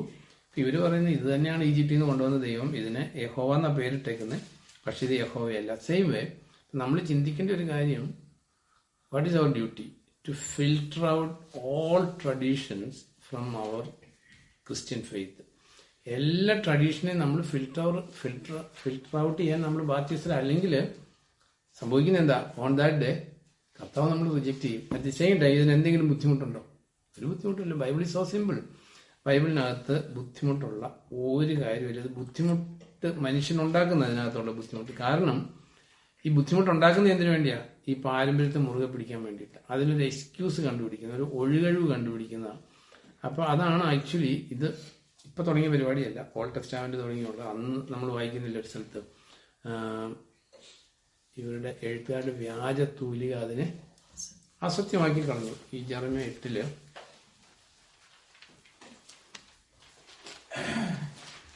ജെറമ്യ 8:9. അപ്പോൾ ജ്ഞാനികൾ ലജ്ജിതരാകും, പരിഭ്രാന്തരായി പിടിക്കപ്പെടും. നോക്കൂ, അവർ കർത്താവിന്റെ വചനം തിരസ്കരിച്ചിരിക്കുന്നു. അവർക്ക് എന്ത് ജ്ഞാനമാണുള്ളത്? ഒരു ചോദ്യചിഹ്നം. നമ്മുടെ ജീവിതത്തിൽ നമ്മൾ ചിന്തിക്കേണ്ട ഒരു കാര്യമാണ്. ജ്ഞാനികൾ ലജ്ജിതരാകും, പരിഭ്രാന്തരായി പിടിക്കപ്പെടും. നോക്കൂ, അവർ കർത്താവിന്റെ വചനം തിരസ്കരിച്ചിരിക്കുന്നു. അവർക്ക് എന്ത് ജ്ഞാനമാണുള്ളത്? നോക്ക്, നമ്മുടെ ജീവിതത്തിൽ ഏറ്റവും വലിയ വിസ്ഡം എന്ന് പറയുന്നത് കർത്താവിന്റെ വചനം അനുസരിക്കുന്നു. അതിനേക്കാൾ വലിയൊരു ബുദ്ധിയില്ല. If you are really wise you will obey the word of the Lord. അതെവിടെ ചോദിച്ചേക്കുന്നത്? അവർ കർത്താവിന്റെ വചനം തിരസ്കരിച്ചിരിക്കുന്നു. അവർക്ക് എന്ത് ജ്ഞാനമാണുള്ളത് എന്ന് ആലോചിച്ച് നോക്കി. ദൈവം ഒരു കാര്യം പറഞ്ഞു, അതിന് നമ്മൾ കുറെ എക്സ്ക്യൂസുകളൊക്കെ പറഞ്ഞ് അതിനെ ഡിസൊബേ ചെയ്യുമ്പോൾ ആക്ച്വലി എന്താ നമ്മൾ ചെയ്യുന്നത്? നമ്മൾ നമ്മളെ തന്നെ വിട്ടികളാക്കുക. കാരണം ദൈവത്തിന്റെ വചനം അനുസരിച്ചാൽ ദൈവത്തിന്റെ പ്രീതി ഉണ്ടാകും, ദൈവത്തിന്റെ അനുഗ്രഹം ഉണ്ടാകും, ദൈവത്തിന്റെ ഐശ്വര്യം ഉണ്ടാകും. അപ്പൊ നമ്മളെ സംബന്ധിച്ച് നമ്മൾ ചിന്തിച്ചൊരു പോയിന്റ്, അപ്പസ്തോലന്മാരുടെ ആ ഹൃദയത്തിന്റെ ഭാര, ആ കൊളോസ് ലേഖനത്തിലേക്ക് I am coming back to കൊളോഷ്യൻസിൽ ആ കേട്ടപ്പോൾ തുടങ്ങി പ്രാർത്ഥിച്ചൊരു കാര്യം, അതായത് നിങ്ങൾ ദൈവഹിതത്തെക്കുറിച്ച് 1:9 കൊളോഷ്യൻസ്, ദൈവഹിതത്തെക്കുറിച്ചുള്ള അറിവ്. അപ്പൊ ദൈവഹിതത്തെക്കുറിച്ചുള്ള അറിവ് എന്ന് പറഞ്ഞാൽ എന്താ? വാട്ട് ബൈബിൾ ടീച്ചേഴ്സ് എന്നുള്ള തിരുവഴുത്ത് എന്ത് പഠിപ്പിക്കുന്നു, അതല്ലേ ദൈവഹിതത്തെക്കുറിച്ചുള്ള. ഇപ്പൊ സേ ഫോർ എക്സാമ്പിൾ നോക്കുക, ഈ ഒട്ടുമിക്ക ക്രിസ്തീയ സഭകളും ഇത് രക്ഷിക്കപ്പെട്ട സഭകളാട്ടെ ഞാൻ പറഞ്ഞു, മറ്റുള്ളവരുടെ കാര്യം വേണ്ട, ദശാംശം കൊടുക്കണമെന്ന് പഠിപ്പിക്കും. Am I correct? ഇതുമായിട്ട് ബന്ധപ്പെട്ടവർക്ക് അറിയാവുള്ളൂ. ദശാംശം കൊടുക്കണമെന്ന് പഠിപ്പിക്കും. അതെവിടെ നിന്നാണ്? നിയമത്തിൽ നിന്ന് എടുത്താൽ പഠിപ്പിക്കുന്നത്. കാരണം നിയമത്തിൽ ദശാംശം കൊടുക്കാൻ കൽപ്പന ഉണ്ടായിരുന്നു. പുതിയ നിയമത്തിൽ അങ്ങനെ ഒരു കൽപ്പനയുണ്ടോ? ഇല്ല. അപ്പൊ പുതിയ നിയമത്തിൽ എന്താ പഠിപ്പിക്കുന്നത്? അതായത് ഓരോരുത്തരും തങ്ങളുടെ കഴിവനുസരിച്ച്, തങ്ങളുടെ കഴിവ് അവനവനെ തീരുമാനിക്കുന്നത്. ചിലപ്പോൾ എനിക്ക് രണ്ടറ്റം കൂട്ടിമുട്ടിക്കാനുള്ള വരുമാനം ഇല്ലായിരിക്കും. ദൈവം ഒന്നും ഒരു എന്താ പറയുന്നത്, ഒരു സാഡിസ്റ്റ് അല്ല. അതിൽ നിന്ന് നമ്മൾ കഷ്ടം സഹിച്ച് അതിൽ നിന്ന് പൈസ മാറ്റി വയ്ക്കാം എന്നുള്ളതല്ലോ. അപ്പം ദൈവവചനത്തിലെ ഓൾഡ് ടെസ്റ്റാമെന്റിലുള്ള കാര്യം പുതിയ നിയമത്തിൽ പഠിപ്പിക്കും. പുതിയ നിയമത്തിൽ പഠിപ്പിക്കേണ്ട കാര്യങ്ങൾ പുതിയ നിയമത്തിൽ പഠിപ്പിക്കില്ല. അല്ലെങ്കിൽ നമുക്ക് ടോട്ടലി തകിടം മറിഞ്ഞു കിടക്കുന്ന ക്രിസ്ത്യാനിറ്റിയെ നമ്മൾ കാണും. ഇനി ബൈബിൾ ഇല്ലാത്ത കാര്യങ്ങൾ പഠിപ്പിക്കും. ദെൻ നോക്ക എന്തെല്ലാം കൾട്ടുകളായിപ്പം മരുന്ന് കഴിക്കാൻ പാടില്ല എന്ന് പഠിപ്പിക്കുന്ന ക്രിസ്ത്യ കൂട്ടങ്ങളുണ്ട്. ദെൻ സഭയെ ലുക്കാഫ്റ്റ് ചെയ്യുന്നവര് കല്യാണം കഴിക്കാത്തവരായിരിക്കുമെന്ന് പഠിപ്പിക്കുന്നവരുണ്ട്. ദെൻ ബാപ്റ്റിസം എടുക്കണമെങ്കിൽ സ്വർണ്ണം ഊരണമെന്ന് പഠിപ്പിക്കുന്നവരുണ്ട്. ദെൻ സ്വർണ്ണം ഇട്ടവർക്ക് കർത്തൃമേശ കൊടുക്കില്ലാത്ത കൂട്ടങ്ങളുണ്ട്. എല്ലാം വികലമായിട്ട്. കാരണം എന്താണെന്ന് വെച്ചാൽ ലാസ്റ്റ് ഡേയ്സ് അവസാനം ആകുമ്പോഴത്തേക്കും ഈ ക്രിസ്ത്യാനിറ്റി ഒരു എന്താ പറയുന്നത്, ഒരു രൂപരഹിതമായി തീരും എന്നുള്ളത് ബൈബിളിൽ തന്നെ എഴുതിയേക്കുന്ന falling away of the faith സംഭവിച്ചിട്ടേ കർത്താവ് മടങ്ങി വരുള്ളൂ. അപ്പൊ ട്രൂ ബിബ്ലിക്കൽ ക്രിസ്ത്യാനിറ്റി ഇന്ന് പ്രസംഗിക്കപ്പെടുന്നില്ല. അപ്പൊ നമ്മുടെ ഉത്തരവാദിത്വം എന്താ? എവിടെ നിന്ന് കിട്ടും? ഒരിടത്തും കിട്ടില്ല, ദൈവത്തിന്റെ വചനത്തിൽ നിന്ന് കിട്ടും. പക്ഷെ അതുകൊണ്ട് പിശാചി ചെയ്തേക്കുന്ന വേറൊരു കാര്യം എന്താണെന്ന് ചോദിച്ചാൽ, മനുഷ്യന് ഈ ദൈവവചനത്തോടുള്ള ആ അഫെക്ഷൻ ആൻഡ് അഫിനിറ്റി ഇന്ന് തീരെയില്ല. അല്ലെങ്കിൽ ഈ തിരുവഴുത്തിൽ അറ്റ്ലീസ്റ്റ് ന്യൂ ടെസ്റ്റാമെന്റിനെ കുറിച്ച് പോലും ഒരു വർക്കിംഗ് നോളജ് ഇല്ല. എന്താണ് ബൈബിൾ പഠിപ്പിക്കുന്നത്, എന്താ ബൈബിൾ പഠിപ്പിക്കാത്തതെന്ന് ഒരു ഐഡിയ ഇല്ല. അപ്പൊ സംഭവിക്കുന്നത് എന്താ? ട്രൂത്ത് അറിയില്ല. ദൈവഹിത അറിഞ്ഞില്ലെങ്കിൽ നമുക്ക് ദൈവഹിത അനുസരിക്കാൻ പറ്റത്തില്ല. ദൈവഹിതത്തെ കുറിച്ചുള്ള അതാ ഇവിടെ ഇവർ പ്രാർത്ഥിക്കുന്നത്. ദൈവഹിതത്തെ കുറിച്ചുള്ള അറിവ്, ആധ്യാത്മിക ജ്ഞാനം, ഇത് രണ്ടും ഉണ്ടെങ്കിൽ വിവേകം ഉണ്ടാകും മനുഷ്യന്. കാരണം ഈ ദൈവത്തെക്കുറിച്ചുള്ള അറിവ് നമുക്ക് വിവേകം ഉണ്ടാക്കി തരുന്നത്. ഇപ്പോൾ ഈ പ്രോവേബ്സിന്റെ സ്റ്റാർട്ടിങ്ങിൽ സോളമൻ പ്രോവേബ്സ് എഴുതുമ്പോൾ അതിലാദ്യം എഴുതിയിരിക്കുന്ന സെന്റൻസ് എന്താ ശ്രദ്ധിച്ചിട്ടുണ്ട്? വിവേകം ഉണ്ടാകാൻ വേണ്ടിയിട്ടാണ്. അപ്പൊ ദൈവവചനത്തിൽ നിന്ന് നമുക്ക് വിവേകം ഉണ്ടാകത്തുള്ളൂ. അല്ലെങ്കിൽ നമ്മൾ എല്ലാ ഏരിയയിലും നമ്മുടെ ജീവിതം ഫെയിലിയർ ആയിരിക്കും. അപ്പൊ വിവേകവും തികഞ്ഞവരാകാൻ വേണ്ടി ഞങ്ങൾ നിരന്തരം പ്രാർത്ഥിക്കുന്നു. അങ്ങനെ റിസൾട്ട് എന്താ? കർത്താവിന് യോഗ്യമാം വിധം ജീവിച്ച് അവനെ പ്രീതിപ്പെടുത്താൻ നിങ്ങൾക്ക് കഴിയട്ടെ. അപ്പോൾ സർവ്വവിധ സൽപ്രവൃത്തികളുമാകുന്ന ഫലം ഉണ്ടാകും. ദൈവജ്ഞാനത്തിൽ വളരും. ദൈവത്തിന്റെ മഹത്വപൂർണമായ ശക്തിയാൽ നിങ്ങൾ എല്ലാ വിധത്തിലും ശക്തരാകുക. അങ്ങനെ എല്ലാം സസന്തോഷം സഹിക്കാനും ക്ഷമിക്കാനും നിങ്ങൾക്ക് കഴിയട്ടെ. ഇപ്പൊ നമ്മുടെ ജീവിതം നോക്ക്. ജീവിതത്തിൽ ക്രിസ്ത്യൻ ടെസ്റ്റിമണി ഉണ്ടാകണമെങ്കിൽ അതെല്ലാം ദൈവഹിതത്തെ കുറിച്ചുള്ള ജ്ഞാനത്തിൽ നിന്നേ ഉണ്ടാകത്തുള്ളൂ. മെനി ടൈംസ് നമ്മളിപ്പോൾ ഇവിടെ ഇരിക്കും, നമ്മളെല്ലാം കർത്താവിന് വേണ്ടി ജീവിതം കൊടുക്കാൻ തീരുമാനിച്ചവരാ. പക്ഷേ ഈ ദൈവഹിതത്തെ കുറിച്ചുള്ള അറിവ് നമുക്ക് ദൈവത്തിന്റെ വചനത്തിൽ നിന്ന് കിട്ടും. രക്ഷിക്കപ്പെട്ട ഒരു 3 വർഷം 4 വർഷം 5 വർഷം ആയവർക്ക് പോലും ഈ ന്യൂ ടെസ്റ്റാമെന്റ് എന്താ പഠിപ്പിക്കുന്നത്, അല്ലെങ്കിൽ ന്യൂ ടെസ്റ്റാമെന്റിൽ ഇല്ലാത്തത് ഓൾഡ് ടെസ്റ്റാമെന്റിൽ നിന്ന് എടുത്ത് ന്യൂ ടെസ്റ്റാമെന്റിൽ പഠിപ്പിക്കുന്നുണ്ട്. ഇതിനെക്കുറിച്ചൊന്നും ഒരു ക്ലിപ്തതയില്ല. അപ്പൊ ഞാൻ ആദ്യം പറഞ്ഞപ്പോൾ ഈവൻ ടൈറ്റിങ്, ദശാംശം കൊടുക്കാൻ പഠിപ്പിക്കുന്നത് അത് വചനവിരുദ്ധമാണ്, അല്ലെങ്കിൽ അത് തികച്ചും തെറ്റായിട്ടുള്ള ഒരു ടീച്ചിങ് ആണെന്ന്, അല്ലെങ്കിൽ പൗരോഹിത്യത്തിന്റെ അടയാളങ്ങളായിട്ടുള്ള വേഷവിധാനങ്ങൾ. കാരണം അപ്പൊ ഈ ഓൾഡ് നിയമം പഠിപ്പിച്ചാൽ സംഭവിക്കുന്നത് എന്താ? കൺസിക്വൻസ് എന്താ സിനി? ന്യൂ ടെസ്റ്റാമെന്റില് ലോ പഠിപ്പിച്ചാലുള്ള കൺസിക്വൻസ് എന്താ? Dan U should know it. അതല്ല, ഒരെണ്ണം തെറ്റിയാലെന്നുള്ളതല്ല, ഒരു സീരിയസ് ആയിട്ടുള്ള കാര്യം പോൾ പറയുന്നുണ്ട്. അതെ, ഈ ഗലേഷ്യൻസ് എടുക്കുമ്പോൾ എന്താ മനസ്സിൽ അറിയില്ല. കാരണം ഇതൊക്കെ principles. You should know it. There is no excuse. അതിന്റെ 5ന്റെ സ്റ്റാർട്ടിങ് ഇംഗ്ലീഷ് വായിച്ചു. Stand fast, therefore, in the liberty by which Christ has made us free, and do not be entangled again with a yoke of bondage. Indeed, I, Paul, say to you that if you become circumcised, Christ will profit you nothing. And I testify again to every man who becomes circumcised that he is a debtor to keep the whole law. You have become estranged from Christ. You who attempt to be justified by law, you have fallen from grace. For we through the Spirit... So, okay, അതിനകത്ത് നമുക്ക് പല ഇന്റൻസിറ്റിയിലാണ് പഠിപ്പിക്കുന്നത്. ഇപ്പൊ say for example, ഇപ്പൊ tight ചെയ്തില്ലെങ്കിൽ നരകത്തിൽ പോകുന്ന പഠിപ്പിക്കുന്നില്ല, പക്ഷെ കൊടുക്കാൻ പഠിപ്പിക്കുന്നു. അല്ല ഇപ്പൊ അപ്പൊ നമുക്ക് ജനറലൈസ് ചെയ്യാനേ പറ്റൂ. ഇപ്പൊ ഇവിടെ പഠിപ്പിച്ചേക്കുന്ന എക്സാക്ട്ലി എന്ന് പറയാൻ പറ്റത്തില്ല. കാരണം ഇത് ആക്ട്സ് 15 സ്റ്റാർട്ടിങ് വായിക്കുമ്പോൾ അവിടെ ഒരു കാര്യം, കാരണം നമ്മള് ദൈവവചനത്തിന്റെ അപ്പുറത്തേക്കും ഇപ്പുറത്തേക്കും പോയ കർത്താവ് നമ്മുടെ കൂടെ ഉണ്ടാകത്തില്ല. 15 അതിന്റെ 1 അധ്യായത്തിൽ അല്ല 15:1 ഇങ്ങനെയാണല്ലോ, യൂദായിൽ നിന്ന് കുറെ ആളുകൾ വന്ന് സഹോദരരെ ഇങ്ങനെ പഠിപ്പിച്ചു, മോശയുടെ ആചാരം അനുസരിച്ച് പരിച്ഛേദരാകാത്ത പക്ഷം നിങ്ങൾക്ക് രക്ഷ പ്രാപിക്കാൻ സാധ്യമല്ല. കണ്ടോ എഴുതിയേക്കുന്നുണ്ട്. അപ്പൊ സർക്കംസൈസ് ചെയ്തില്ലെങ്കിൽ നമുക്ക് ആത്മാവിന്റെ രക്ഷ കിട്ടില്ല എന്ന് പറയും. അപ്പൊ ഇവിടെ നമ്മൾ കാണുന്നത് അങ്ങനെ ഒരു ടീച്ചിങ് ആയിരുന്നു. പക്ഷെ ഇതിന്റെ ഇത്തിരിയുടെ ഒരു ലോവർ ഗ്രേഡിലുള്ള വയലേഷനാണ് എന്ത്? ദശാംശം കൊടുക്കുന്നത് പഠിപ്പിക്കുന്നത്. അല്ലെങ്കിൽ പൗരോഹിത്യം പിന്നെ ടോട്ടലി ഇത് നമുക്ക് ചിന്തിച്ചിട്ടേ കാര്യമില്ല. അത് 100% നമുക്ക് ഒരു രീതിയിലും ചിന്തിക്കാൻ പറ്റാത്ത ഈവിള. അപ്പൊ ഇവിടെ പോൾ പറയുന്ന പ്രിൻസിപ്പിൾ നമ്മൾ എടുക്കുമ്പോൾ പരിച്ഛേദനം ചെയ്യണമെന്ന് പഠിപ്പിക്കുകയാണെങ്കിൽ പോൾ പറയുന്നത് എന്താ?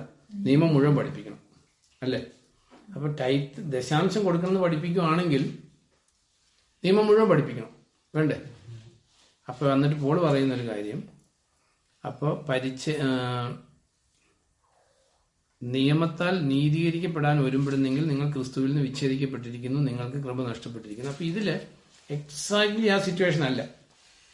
കാരണം ആ നിയമം അനുസരിച്ചില്ലേ സ്വർഗത്തിൽ പോകില്ലെന്നല്ല പഠിപ്പിക്കുന്നത്. പക്ഷെ അത് കൊടുക്കാൻ കർത്താവ് കൽപ്പിച്ചിട്ടുണ്ടെന്നുള്ള ദുരുപദേശം പഠിപ്പിക്കുന്നത്. Am I correct? അപ്പോ ആ സാൽവേഷൻ നഷ്ടപ്പെട്ടെന്നുള്ളതല്ല, ഡെഫിനറ്റ്ലി ആ ദൈവത്തെ പ്രസാദിപ്പിച്ച് ജീവിക്കാൻ പറ്റുന്ന ഒരു ക്രിസ്ത്യാനിറ്റിയിൽ നിന്ന് നമ്മൾ നഷ്ടപ്പെട്ടു പോവുക. അപ്പൊ ഇവിടെ എന്നിട്ട് ഇവിടെ പറയുകയാണ്, പരിച്ഛേദന ഏൽക്കാതിരിക്കുകയോ ചെയ്യുന്നത് ക്രിസ്തുവിൽ പ്രാധാന്യമുള്ളതല്ല, സ്നേഹത്തിലൂടെ പ്രവർത്തന നിരതമാകുന്ന വിശ്വാസമാണ് പ്രധാനം.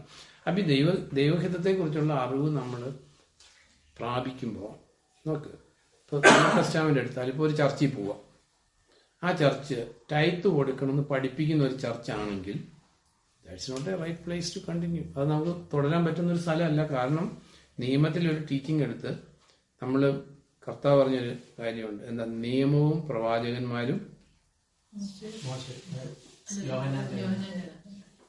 യോഹന്നാൻ വരെയായിരുന്നു.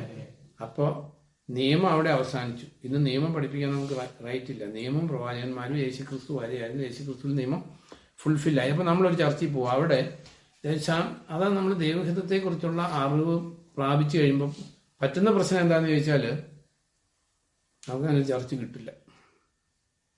That's A problem. കാരണം ഇത് അന്ത്യകാലത്തിന്റെ ലക്ഷണം. കാരണം വിശ്വാസത്യാഗം സംഭവിച്ചിട്ടേ കർത്താവ് വരും. വിശ്വാസത്യാഗം സംഭവിച്ചേക്കുന്ന കാരണം ചില സ്ഥലത്ത് ചെല്ലുമ്പോൾ അവിടെ ദശാംശം കൊടുക്കണമെന്ന് പഠിപ്പിക്കുകയാണ്. എനിക്കറിയാവുന്ന എൻ്റെ ഒരു നമ്മുടെ കൂടെ രക്ഷിക്കപ്പെട്ട ഒരു പാവം പയ്യൻ, ഹിന്ദു കൺവേർട്ട് പയ്യൻ. അപ്പൊ അവൻ ഹീസ് ഇൻ കൽക്കട്ടയില. അപ്പൊ ഒറ്റയ്ക്ക് ഈ ശരിയാകും. ഞാൻ പറഞ്ഞു ഏതെങ്കിലും ഒരു സഭയിൽ പോകാൻ പറഞ്ഞു. ഒരു സഭയിൽ ചെന്നപ്പോൾ അവര് പറഞ്ഞു ദശാംശം തരാൻ പറ്റില്ല, ഇങ്ങോട്ട് വരണ്ടെന്ന് പറഞ്ഞു. എന്ത് നമ്മളൊരു സമാധാനം എന്ത് പറഞ്ഞു കൊടുക്കാൻ പറ്റും? ദെൻ ഇപ്പോ ഫസ്റ്റ് തിമോത്തി നമ്മൾ പഠിച്ചുകൊണ്ടിരിക്കും, അതിനകത്ത് എഴുതിയേക്കുന്നത് woman should not teach in the church. am I correct? ഇപ്പൊ ഒരു ചർച്ചിൽ ചെല്ലുമ്പോൾ അവിടെ സ്ത്രീയാണ് പഠിപ്പിക്കുന്നതെങ്കിൽ that's not a church according to Bible. Then ഒരു ചർച്ചിന്റെ എൽഡർ ആകാനുള്ള കണ്ടീഷൻ എന്താ? അതായത് ഹി മസ്റ്റ് ബി മാരീഡ്. അപ്പോ ആ എൽഡറിന് ഒരു വൈഫ് ഉണ്ടായിരിക്കണം എന്ന് എഴുതിയേക്കുന്നത്. അപ്പൊ എൽഡറിന് വൈഫില്ല, ഹസ്ബൻഡ് ഉള്ളെങ്കിലോ that's not a right place. ഇപ്പൊ ഇവിടെയുള്ള ഈ പാർട്ടില് ഞാൻ പല സഭകളെയും ചോദിക്കാറുണ്ട്, ഒരു 90% 90 അല്ല, ഓൾമോസ്റ്റ് എല്ലാ ചർച്ചുകളിലും വുമൻ പാസ്റ്റേഴ്സ് ഉണ്ട്. അപ്പൊ അങ്ങനെ ചർച്ചിൽ പോയി എന്ത് ചെയ്യും? അദ്ദേഹം പറഞ്ഞു. അപ്പൊ ദൈവവചനം കോംപ്രമൈസ് ചെയ്യാൻ നിർബന്ധിതരാകുക, അല്ലെങ്കിൽ ഒരു സ്ഥലം ഇല്ല പോവാൻ. അപ്പൊ ഒരാളോട് ചോദിച്ചാൽ പറയാം എത്രയും ഞാൻ അതൊന്നും ശ്രദ്ധിക്കാറേയില്ല. അതൊരു കറക്റ്റ് ആൻസർ ആണോ അതിന്? അവിടെ ആരാ പാസ്റ്റർ, ഇതൊന്നും ഞാൻ ശ്രദ്ധിക്കുന്നില്ല. വേറൊരാളോട് ചോദിച്ചു പറഞ്ഞു ഇപ്പൊ ആണ് പഠിപ്പിച്ചാൽ എന്താ, പെണ്ണ് പഠിപ്പിച്ചാൽ എന്താ, നമുക്ക് പഠിച്ചാൽ പോരെന്ന്. സോ അതാ കർത്താവ് പറഞ്ഞു, you are neglecting the word of God to uphold the tradition. ട്രഡീഷനെ മുറുകെ പിടിക്കാൻ വേണ്ടി എന്താ ഉപേക്ഷിക്കുന്നത്? എന്താ? ദൈവവചനത്തെ ഉപേക്ഷിക്കുക. അപ്പൊ ഇങ്ങനെ വല്ലാത്തൊരു ദുരവസ്ഥയിലാണ് നമ്മൾ ജീവിക്കുന്നത്. ഇതിനിടയിൽ നമ്മൾ കർത്താവിനോട് വിശ്വസ്തരായിട്ട് ജീവിച്ചാൽ ദൈവത്തിന്റെ മഹത്വം കാണും. ദൈവം നമ്മളെ ലുക്ക് ആഫ്റ്റർ ചെയ്യും, നമ്മളെ ലുക്ക് ആഫ്റ്റർ ചെയ്യും, നമ്മുടെ കുടുംബത്തെ ലുക്ക് ആഫ്റ്റർ ചെയ്യും. ദൈവത്തിന്റെ നാമത്തിന്റെ മഹത്വം നമ്മൾ കാണാൻ ഇടയാവുകയും ചെയ്യും. കാരണം ദൈവവചനം അനുസരിക്കാതെ കർത്താവിനെ നമുക്ക് പ്രസാദിപ്പിക്കാൻ പറ്റത്തില്ല. ഈ ജോഷുവോട് പറയുന്ന സ്ഥലമാണ് വായിക്കാൻ സ്റ്റോപ്പ് ചെയ്യുക. ജോഷുവ 1:5 തുടങ്ങി വായിക്കുമ്പോൾ ഭാഗം വായിക്കും.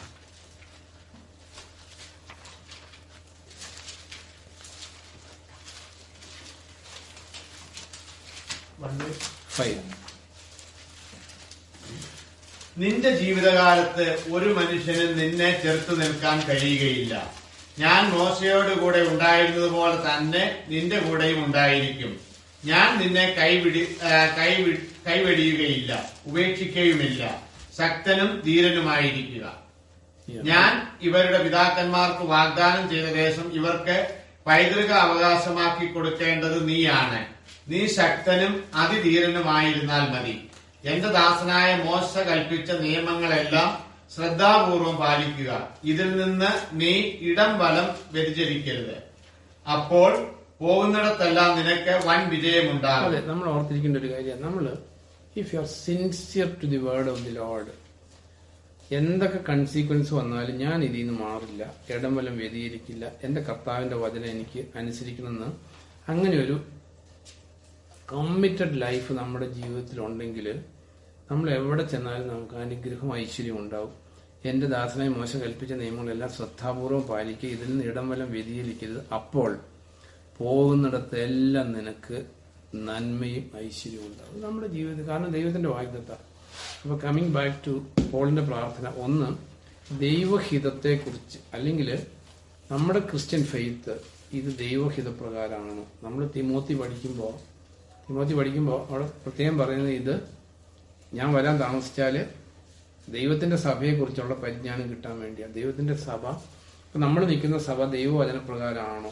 അതായത് പ്രോബ്ലം ഇതാണ്, നമ്മൾ ദൈവവചനപ്രകാരം ഉള്ളൊരു സഭ അന്വേഷിക്കുമ്പോൾ ഒന്നുമില്ലാത്ത ദുരവസ്ഥ വരും. അപ്പൊ നമ്മൾ, അതാണ് ഈ അന്ത്യകാലത്തിന്റെ ലക്ഷണം. കാരണം ചർച്ചിലൂടെയാണ് ഒരു മനുഷ്യന് നിത്യതയിലേക്ക് എത്താൻ വേണ്ടിയിട്ട് ദൈവം വിഭാവനം ചെയ്തേക്കുന്നത്. അതുകൊണ്ട് ചർച്ചാണ് പിശാച് അറ്റാക്ക് ചെയ്യുന്ന ഏറ്റവും വലിയ ടോപ്പിക്. ചർച്ച് ദൈവവചനപ്രകാരം നിലനിൽക്കാൻ എന്താ പറയുന്നത്, humanly speaking it's very difficult. കാരണം ശത്രു പിശാച് അറ്റാക്ക് ചെയ്യുന്നത് സഭയാണ്. കാരണം പാതാള ഗോപുരങ്ങൾ ജയിക്കാത്ത പണി. അപ്പൊ ദൈവവചനപ്രകാരമുള്ള ഒരു സഭയിലാണെങ്കിൽ നിത്യതയിൽ എത്തിപ്പെടാൻ ഈസിയാണ് മനുഷ്യന്. പക്ഷെ അതുകൊണ്ട് അങ്ങനെ ഒരു സഭയില്ല. ഒന്നുമില്ല, എവിടെയെങ്കിലും വികലാക്കിയിട്ടുണ്ടാവും പിശാച്. ഒന്നുകിൽ എന്തെങ്കിലും ഒരു പാരമ്പര്യം കാണും, അല്ലെങ്കിൽ കാരണം ദൈവവചനത്തിൽ നിന്ന് ഡിഫ്ലക്ട് ചെയ്താൽ റിസൾട്ട് എന്താ? കർത്താവ് കൂടെ ഉണ്ടാകത്തില്ല. നമ്മൾ വായിക്കുന്നില്ല, ക്രിസ്തുവിന്റെ ഉപദേശത്തെ വിട്ട് മറികടന്നു പോകുന്ന ആർക്കും പിതാവും ഇല്ല പുത്രനും ഇല്ല. എന്നാൽ ഈ ഉപദേശത്തിൽ നിലനിൽക്കുന്നവർക്ക് പിതാവും പുത്രനും ഉണ്ടായിരിക്കും. ഈ ടീച്ചിങ് മറികടന്നു പോകുന്നവർക്ക് പിതാവും പുത്രനും ഉണ്ടായിരിക്കില്ല എന്ന് എഴുതിയിരിക്കുന്നത് എവിടെയാ? ഒരു ക്വിസ് എവിടെയാ സ്റ്റെഫി? കാരണം എഴുതിയേക്കുന്ന സ്ഥലം അറിഞ്ഞില്ലെങ്കിലും കുഴപ്പമില്ല, ഈ പ്രിൻസിപ്പിൾ അറിഞ്ഞാൽ മതി. അതായത് ക്രിസ്തുവിന്റെ പഠനത്തെ മറികടന്നു പോയാൽ ദൈവം കൂടെ നിൽക്കില്ല. അതൊന്നും വായിച്ചിട്ടുണ്ട് 9 and 10. Whoever transgresses and does not abide in the doctrine of Christ does not have God. Yeah. He who abides in the doctrine of Christ has both the Father and the Son. അതായത് ക്രിസ്തുവിന്റെ പഠനത്തിൽ ഉറച്ചു നിൽക്കാതെ മറികടന്നു പോകുന്ന ആർക്കും ദൈവം ഇല്ല. ഇത് മനസ്സിലാക്കാൻ, വിശ്വസിക്കാൻ ഇച്ചിരി ബുദ്ധിമുട്ടാണ്. കാരണം ഇന്നിപ്പോ എല്ലാവരും മറികടന്നു പോയേക്കുവാണ്, എല്ലാവരും ദൈവം കൂടെ ഉണ്ടെന്ന് വിശ്വസിക്കുന്നവരുമാണ്. അതുകൊണ്ട് it's very difficult to comprehend. മനുഷ്യന്റെ ഹൃദയത്തിലേക്ക് ഇതൊന്ന് ആഴ്ന്നിറങ്ങണമെങ്കിൽ ഇത്തിരി ഭയങ്കര ബുദ്ധിമുട്ടാണ്. ക്രിസ്തുവിന്റെ പഠനത്തിൽ ഉറച്ചു നിൽക്കാതെ. അപ്പൊ പിന്നെ പറയുന്ന അത് ഇത്ര കുഴപ്പമുള്ള ടീച്ചിങ് അല്ല, ഇത് ഇത്ര കുഴപ്പമില്ലാത്ത ടീച്ചിങ്. എന്നാല് ആരും ഇതിനകത്ത് നിൽക്കാൻ തയ്യാറല്ല. ദൈവത്തിന്റെ വചനം എന്താ പറയുന്നത്? Do not go beyond. അത് മാത്രമേ നമുക്ക് നമ്മൾ സേഫ് ഗാർഡ് ചെയ്യാനായിട്ടുള്ളൂ. കാരണം ഇപ്പൊ പലതും നമുക്ക് നല്ലതെന്ന് തോന്നും. ഇപ്പൊ സേ ഫോർ എക്സാമ്പിൾ, ആൾക്കാർ പറയുന്ന ഒരു കാര്യം, ഇപ്പൊ മരിച്ചുപോയ ആൾക്കാരോട് നമ്മൾ പ്രാർത്ഥന യാചിച്ചാൽ എന്താ കുഴപ്പം? ഇപ്പം ഈ വിശുദ്ധരോട് പ്രാർത്ഥിക്കുന്ന കാര്യമാണ്. ഇപ്പൊ നമ്മൾ മനുഷ്യരോട് പ്രാർത്ഥന ചോദിക്കാറില്ലേ? തീർച്ചയായിട്ടും നമ്മൾ അങ്ങോട്ടും ഇങ്ങോട്ടൊക്കെ പ്രാർത്ഥിക്കണമെന്ന് പറയാറുണ്ട്. അപ്പൊ മരിച്ചുപോയ ആൾക്കാർ, അവരോടൊന്ന് പ്രാർത്ഥന യാചിച്ചാൽ എന്താ കുഴപ്പം? അവര് ദൈവത്തിന്റെ അടുത്താണല്ലോ. അപ്പൊ ഇവിടെ ഇരിക്കുമ്പോൾ നമ്മൾ ചോദിക്കാറുണ്ട്, അപ്പൊ അത് കഴിഞ്ഞ് ചോദിച്ചാൽ എന്താ കുഴപ്പം? അങ്ങനെ നമ്മൾ ചിന്തിച്ച ഒരു കുഴപ്പമില്ല. At the same time, is there any precedents? അങ്ങനെ ഏതെങ്കിലും സംഭവം ബൈബിളിലുണ്ടോ? അതാണ് ശരിക്കും പറഞ്ഞാൽ ഏറ്റവും പ്രധാനപ്പെട്ട ഒരു ടീച്ചിങ് എന്ന് പറയുന്നത്. Don't go beyond what is written. എഴുതപ്പെട്ടിട്ടുണ്ടോ? എഴുതപ്പെട്ട സപ്പോർട്ടുണ്ടോ? അത് വെച്ച് നോക്കുമ്പോൾ എല്ലാവരുടെയും കള്ളത്തിനും പുറത്തിയാകും. കാരണം ബൈബിളില് അങ്ങനെ ഒരു അപ്പസ്തോലന്മാർ അങ്ങനെ ചെയ്തിട്ടുണ്ടോ? കർത്താവ് അങ്ങനെ ചെയ്തിട്ടുണ്ടോ? അല്ലെങ്കിൽ നോക്ക്, ദി ഫസ്റ്റ് മാർട്ടയർ ആരായിരുന്നു? Very good. First apostolic martyr ആരായിരുന്നു? അത് അറിഞ്ഞു പറ്റും. Very good.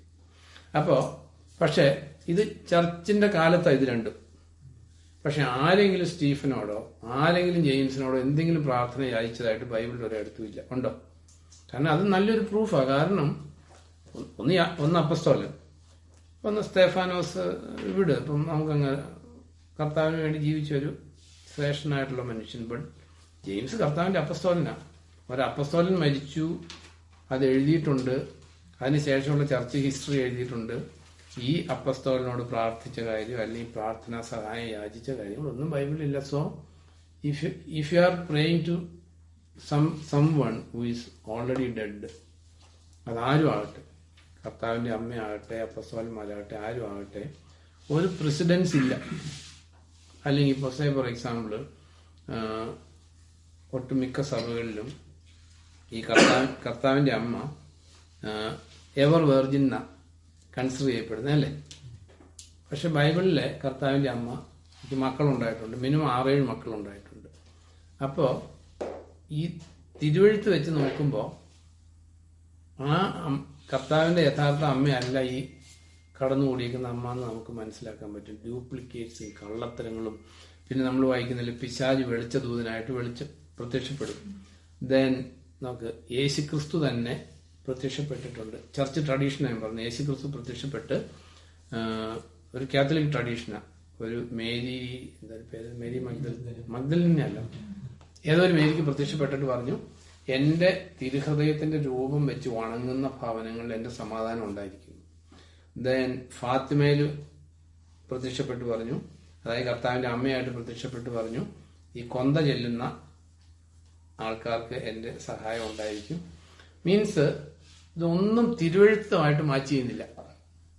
അപ്പൊ ഈ തിരുവഴുത്ത് വെച്ച് നമ്മൾ ജഡ്ജ് ചെയ്താൽ മാത്രമേ നമുക്ക് കറക്റ്റ് ആയിട്ടുള്ള ക്രിസ്ത്യാനിറ്റിയിൽ നിൽക്കാൻ പറ്റൂ. ഇപ്പം രക്ഷിക്കപ്പെട്ട ഇപ്പൊ സേ ഫോർ എക്സാമ്പിൾ ഇപ്പൊ പെന്തിക്കോസ് ചർച്ചില് അവിടെ സ്വർണ്ണം ഇട്ടവർക്ക് പല സ്ഥലങ്ങളിലും ലോർഡ് സപ്പർ കൊടുക്കില്ല. അല്ലെങ്കിൽ ഇപ്പൊ സിലോൺ പെന്തിക്കോസില് പാസ്റ്റർമാർക്ക് കല്യാണം കഴിക്കാൻ പറ്റത്തില്ല. ദെൻ ഏത് പേപ്പട്ടി കടിച്ചാലും മരുന്നെടുക്കില്ല. ഇതൊക്കെ കൾട്ട് അല്ലെങ്കിൽ പിന്നെ ഇതൊക്കെ ദുരുപദേശം അല്ലെങ്കിൽ പിന്നെ എന്തിനാ നമ്മൾ ബൈബിൾ കൊണ്ട് നടക്കുന്നത് ആലോചിച്ച്. കർത്താവ് തന്നെ പറഞ്ഞ് എ പേഷ്യൻ നീഡ്സ് രോഗിക്ക് വൈദ്യനെ കൊണ്ട് ആവശ്യമുണ്ടെന്ന് കർത്താവ് പഠിപ്പിച്ച്. അപ്പൊ നമ്മൾ ദൈവത്തിന്റെ തിരുവെഴുത്ത് വെച്ച്, അതുകൊണ്ടാണ് ഇതിനകത്ത് അപ്പസ്തോലന്മാർ പ്രാർത്ഥിക്കുന്നത് ദൈവ വിശ്വാസത്തിൽ പക്വത പ്രാപിക്കാനും അല്ലെങ്കിൽ ദൈവഹിതത്തെ കുറിച്ചുള്ള അറിവ് സമ്പാദിക്കാനും. കാരണം പലതും നമുക്ക് ദൈവികാന്ന് തോന്നും അല്ലെ. കൊളോസ് ലേഖനത്തിൽ ശ്രദ്ധിച്ചിട്ടുണ്ടോ? എടുക്കരുത്, തൊടരുത്, പിടിക്കരുത്, ഇങ്ങനെയുള്ള അത് ദൈവിക ടീച്ചിങ് ആണെന്നാണ് എഴുതിയിരിക്കുന്നത്, മാനുഷിക ടീച്ചിങ് ആണ്. അതിന് ഭക്തിയുടെ ബാഹ്യരൂപമുണ്ട്. ഇപ്പൊ സേ ഫോർ എക്സാമ്പിൾ ഇപ്പോ സഭയെ നോക്കുന്ന ആള് അല്ലെങ്കിൽ കല്യാണം കഴിക്കാതെ ഒക്കെ സെറ്റപ്പായിട്ടായിട്ട് ചെയ്ത് ജീവിക്കുവാണെങ്കിൽ അതാണ് കൂടുതൽ നല്ലതെന്ന് തോന്നുമ്പോൾ അത് നല്ലൊരു ഭക്തിയായിട്ട് തോന്നുള്ളൂ അല്ലേ. പക്ഷെ ദൈവത്തിന്റെ വചനം എന്താ പറയുന്നത്? അതായത് ഇതിന് ഭക്തിയുടെ ബാഹ്യരൂപമുണ്ട്, എന്നാൽ ഇത് ദൈവികമല്ല. അപ്പൊ അതുകൊണ്ട് നമ്മൾ everything you have to judge on the basis of the word of the Lord. അപ്പൊ അതിന് വേണ്ടിയിട്ട് ബേസിക് ഉണ്ടായിരിക്കേണ്ട കാര്യം എന്താ? ദൈവവചനം അറിയാതിരിക്കണം, അല്ലെങ്കിൽ ഒരു രക്ഷയില്ല. അതുകൊണ്ടാണ് ദൈവവചനം പഠിക്കുന്നതിൽ നിന്ന് പിശാച് മനുഷ്യന്റെ ഹൃദയത്തെ അറ്റൻഷൻ ഡൈവേർട്ട് ചെയ്യും, മറ്റു പല കാര്യങ്ങളിലേക്കും ഡൈവേർട്ട് ചെയ്യും. അതുകൊണ്ടാണ് രക്ഷയിലേക്ക് വളർന്നു വരാൻ വചനമെന്ന മായമില്ലാത്ത പാല്. നമുക്കിപ്പോ രക്ഷിക്കപ്പെട്ട പിള്ളേരല്ലേ ഇവിടെ ഇരിക്കുന്നു. ഇപ്പം ഒത്തിരി വർഷമായ പിള്ളേരുണ്ട്. പക്ഷെ അല്ലേ, ഡാൻ ബൈബിൾ 1 and 2 വായിച്ചിട്ടുണ്ടോ? പുറകിലത്തെ ഡാനോട് ചോദിച്ചു വായിച്ചാൽ അതേ അറിയാൻ വേണ്ടി ചോദിക്കുന്നു. ഉണ്ടോ? 1 and 2 വായിച്ചിട്ടുണ്ടോ? ജെനിസിസ് ടു റെവലേഷൻ മൊത്തം വായിച്ചിട്ടില്ല എന്ന് പറഞ്ഞാൽ പിന്നെ അത് വായിച്ചിട്ടില്ല. അത് ഈ ഒരു പഴഞ്ചൊല്ല് പറയും, പൊട്ടക്കണ്ണ ആനയെ പിടിച്ച പോലെയാണ്. ഒരു ദിവസം എസ്ര വായിച്ചു, പിന്നെ സുഭാഷിതം വായിച്ചു, പിന്നെ ദാനിയേൽ വായിച്ചു, പിന്നെ യോഹന്നാൻ വായിച്ചു. അതൊരു കഥ പറയുന്ന കുറെ ബ്ലൈൻഡ് ആൾക്കാരെ കൊണ്ട് ആനയെ പിടിപ്പിച്ചു. ഒരാൾ ചെന്ന് കാലെ പിടിച്ചു. കാലെ പിടിച്ച ആൾ പറഞ്ഞു ആന തൂണ് പോലെ ഇരിക്കുന്നു പറഞ്ഞു. ഒരാൾ കൊമ്പെ പിടിച്ചു. അപ്പം കൊമ്പെ പിടിച്ച ആൾ എന്ത് പറഞ്ഞു? ഇതെന്തോ ഒരു വലിയ പാറക്കഷ്ണാന്ന് പറഞ്ഞു. ഒരാൾ പോയി ചെവിയെ പിടിച്ച ആൾ പറഞ്ഞു ആന മുറം പോലെ ഇരിക്കുന്നതെന്ന് പറഞ്ഞു. ഒരാൾ വാലെ പിടിച്ച ആൾ പറഞ്ഞു ഇതൊരു നല്ലൊരു വടം പോലെ ആന ഇരിക്കുന്നതെന്ന് പറഞ്ഞു. എന്ന് പറഞ്ഞാൽ നമ്മൾ ബൈബിൾ സിസ്റ്റമാറ്റിക് ആയിട്ട് പഠിച്ചില്ലെങ്കിൽ ഇറ്റ്സ് ഓഫ് നോ യൂസ്.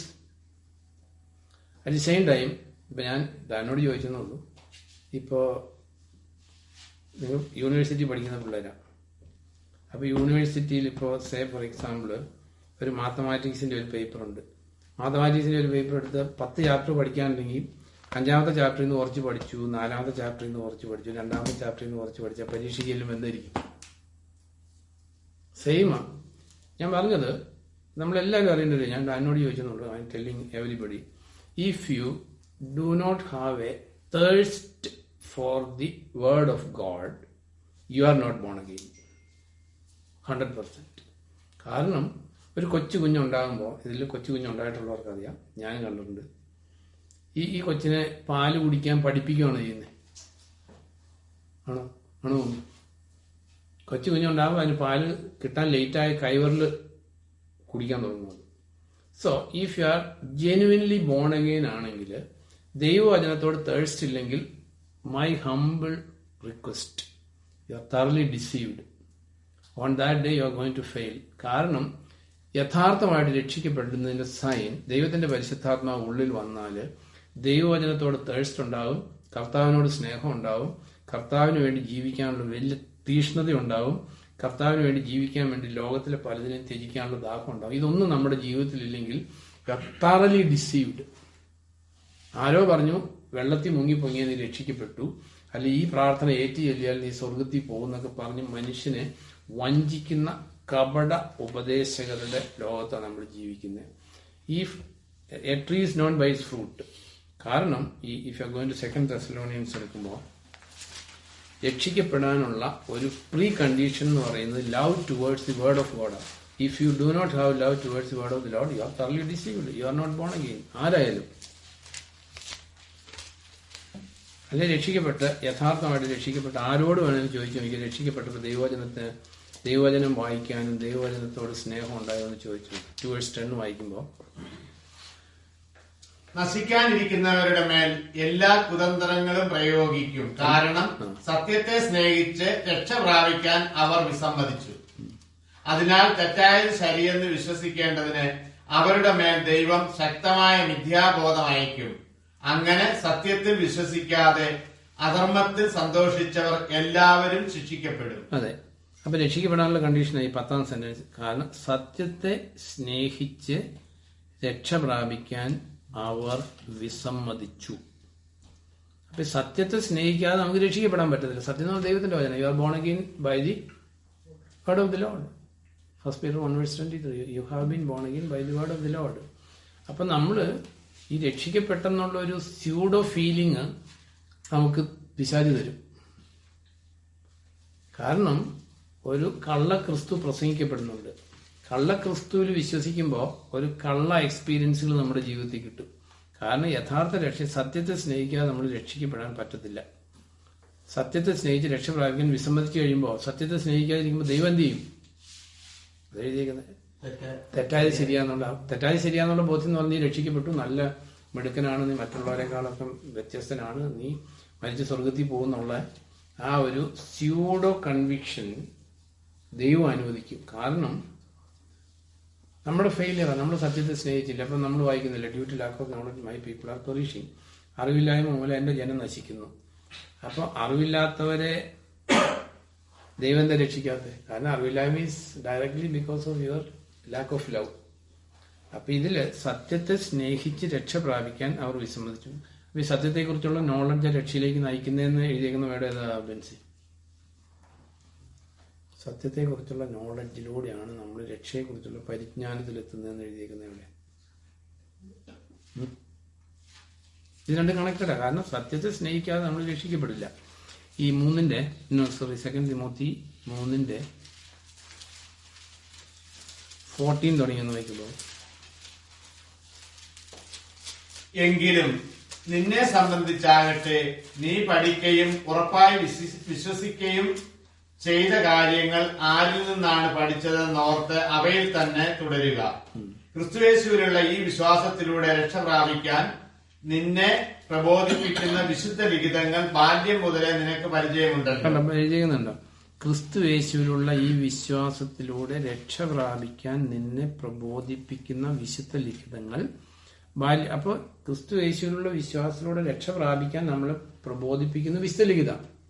അപ്പൊ ഈ വിശുദ്ധ ലിഖിതത്തിന്റെ ഇഗ്നറൻസ് ഓഫ് ദി സ്ക്രിപ്ചറിൽ നിന്നാണ് എല്ലാ നാശങ്ങളും വരുന്നത്, എല്ലാ പൊട്ടത്തരങ്ങളും, എല്ലാ വചനവിരുദ്ധ പാരമ്പര്യങ്ങളും എല്ലാം വരുന്നത്. സോ അപ്പൊ അപ്പസ്തോലന്മാരുടെ പ്രാർത്ഥന ഈ ലോകത്തിലെ കാര്യങ്ങൾക്ക് വേണ്ടി ആയിരുന്നില്ല. അതുകൊണ്ട് ലോകത്തിലെ കാര്യങ്ങൾക്ക് വേണ്ടി പ്രാർത്ഥിക്കരുതെന്നല്ല. നമ്മൾ 2 Corinthians 13 കണ്ടു, നിങ്ങൾ പാപം ചെയ്യാതിരിക്കാൻ വേണ്ടി ഞങ്ങൾ പ്രാർത്ഥിക്കുന്നു. അപ്പൊ നമ്മുടെ ജീവിതത്തിൽ പാപത്തിൽ നിന്ന് രക്ഷപ്പെടാൻ വേണ്ടി നമ്മൾ പ്രാർത്ഥിക്കണ്ടേ? കർത്താവിന് ഇഷ്ടമില്ലാത്ത കാര്യങ്ങൾ ചെയ്യാതിരിക്കാനുള്ള ഒരു കൃപയ്ക്കായിട്ട് നമ്മൾ പ്രാർത്ഥിച്ചേ പറ്റൂ. കാരണം ദൈവകൃപയാലേ പറ്റൂ. നമ്മുടെ മിടുക്കൊണ്ട് നമുക്ക് ക്രിസ്ത്യാനിറ്റിയിൽ ഒന്നും ചെയ്യാൻ പറ്റത്തില്ല. രണ്ടവിടെ പറഞ്ഞേക്കുന്നത് നിങ്ങൾ മച്ചുവേർഡ് ആകാൻ വേണ്ടി, പക്വത പ്രാപിക്കാൻ വേണ്ടി പ്രാർത്ഥിക്കുന്നു. ദെൻ കൊളോസ്യ ലേഖനത്തിൽ നമ്മൾ കണ്ടു, ഉത്തമ ബോധ്യത്തിൽ നിന്ന് ദൈവഹിതം അനുസരിക്കാൻ വേണ്ടി. ഇല്ല, നമുക്ക് കൺവിക്ഷൻ ഇല്ലാതെ അനുസരിച്ചിട്ടൊരു കാര്യമില്ല. അതിന് ദൈവം ഒരു വാല്യൂ കൊടുക്കുന്നില്ല. കാരണം നമ്മൾ സത്യം അറിഞ്ഞ് വിശ്വസിച്ചാലേ ഇല്ല, there is a word in the Bible.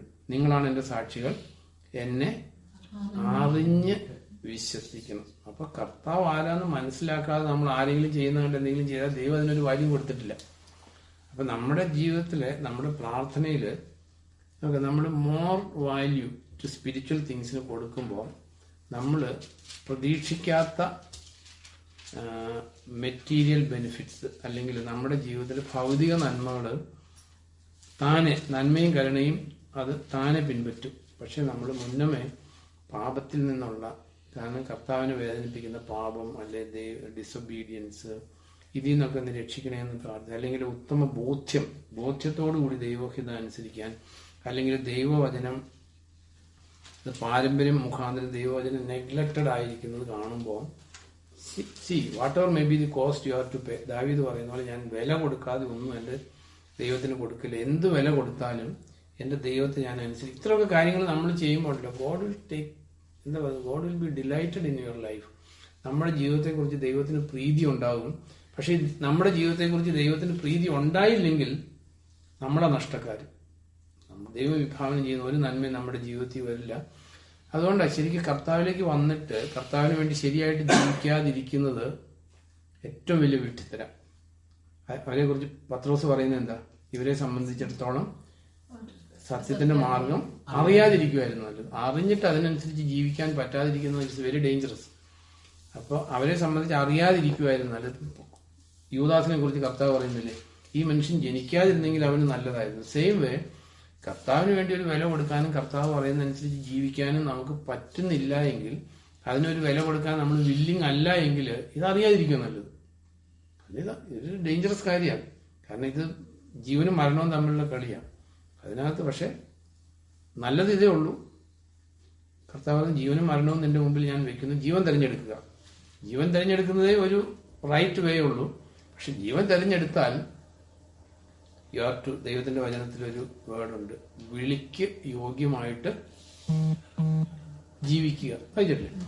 വിളിക്ക് യോഗ്യമായിട്ട് ജീവിച്ചു പറ്റും. നമ്മൾ കർത്താവിന്റെ മക്കൾ എന്ന് പറഞ്ഞിട്ട് പിശാചിന്റെ മക്കളെ പോലെ നമ്മൾ ഈ ലോകത്തിൽ ജീവിക്കാൻ ദൈവം സമ്മതിക്കില്ല. അത് നമ്മൾ അറിഞ്ഞിരിക്കേണ്ട ഒരു കാര്യം. അപ്പൊ നമ്മുടെ ജീവിതത്തിൽ, നമ്മുടെ പ്രാർത്ഥനയിൽ let us try to give more value to spiritual things. Then നമ്മൾ ചോദിക്കാതെ തന്നെ നമ്മുടെ ഭൗതിക കാര്യങ്ങളിൽ ദൈവം കൂടുതൽ ശ്രദ്ധയുള്ളവനായി തീരും. Continue to think.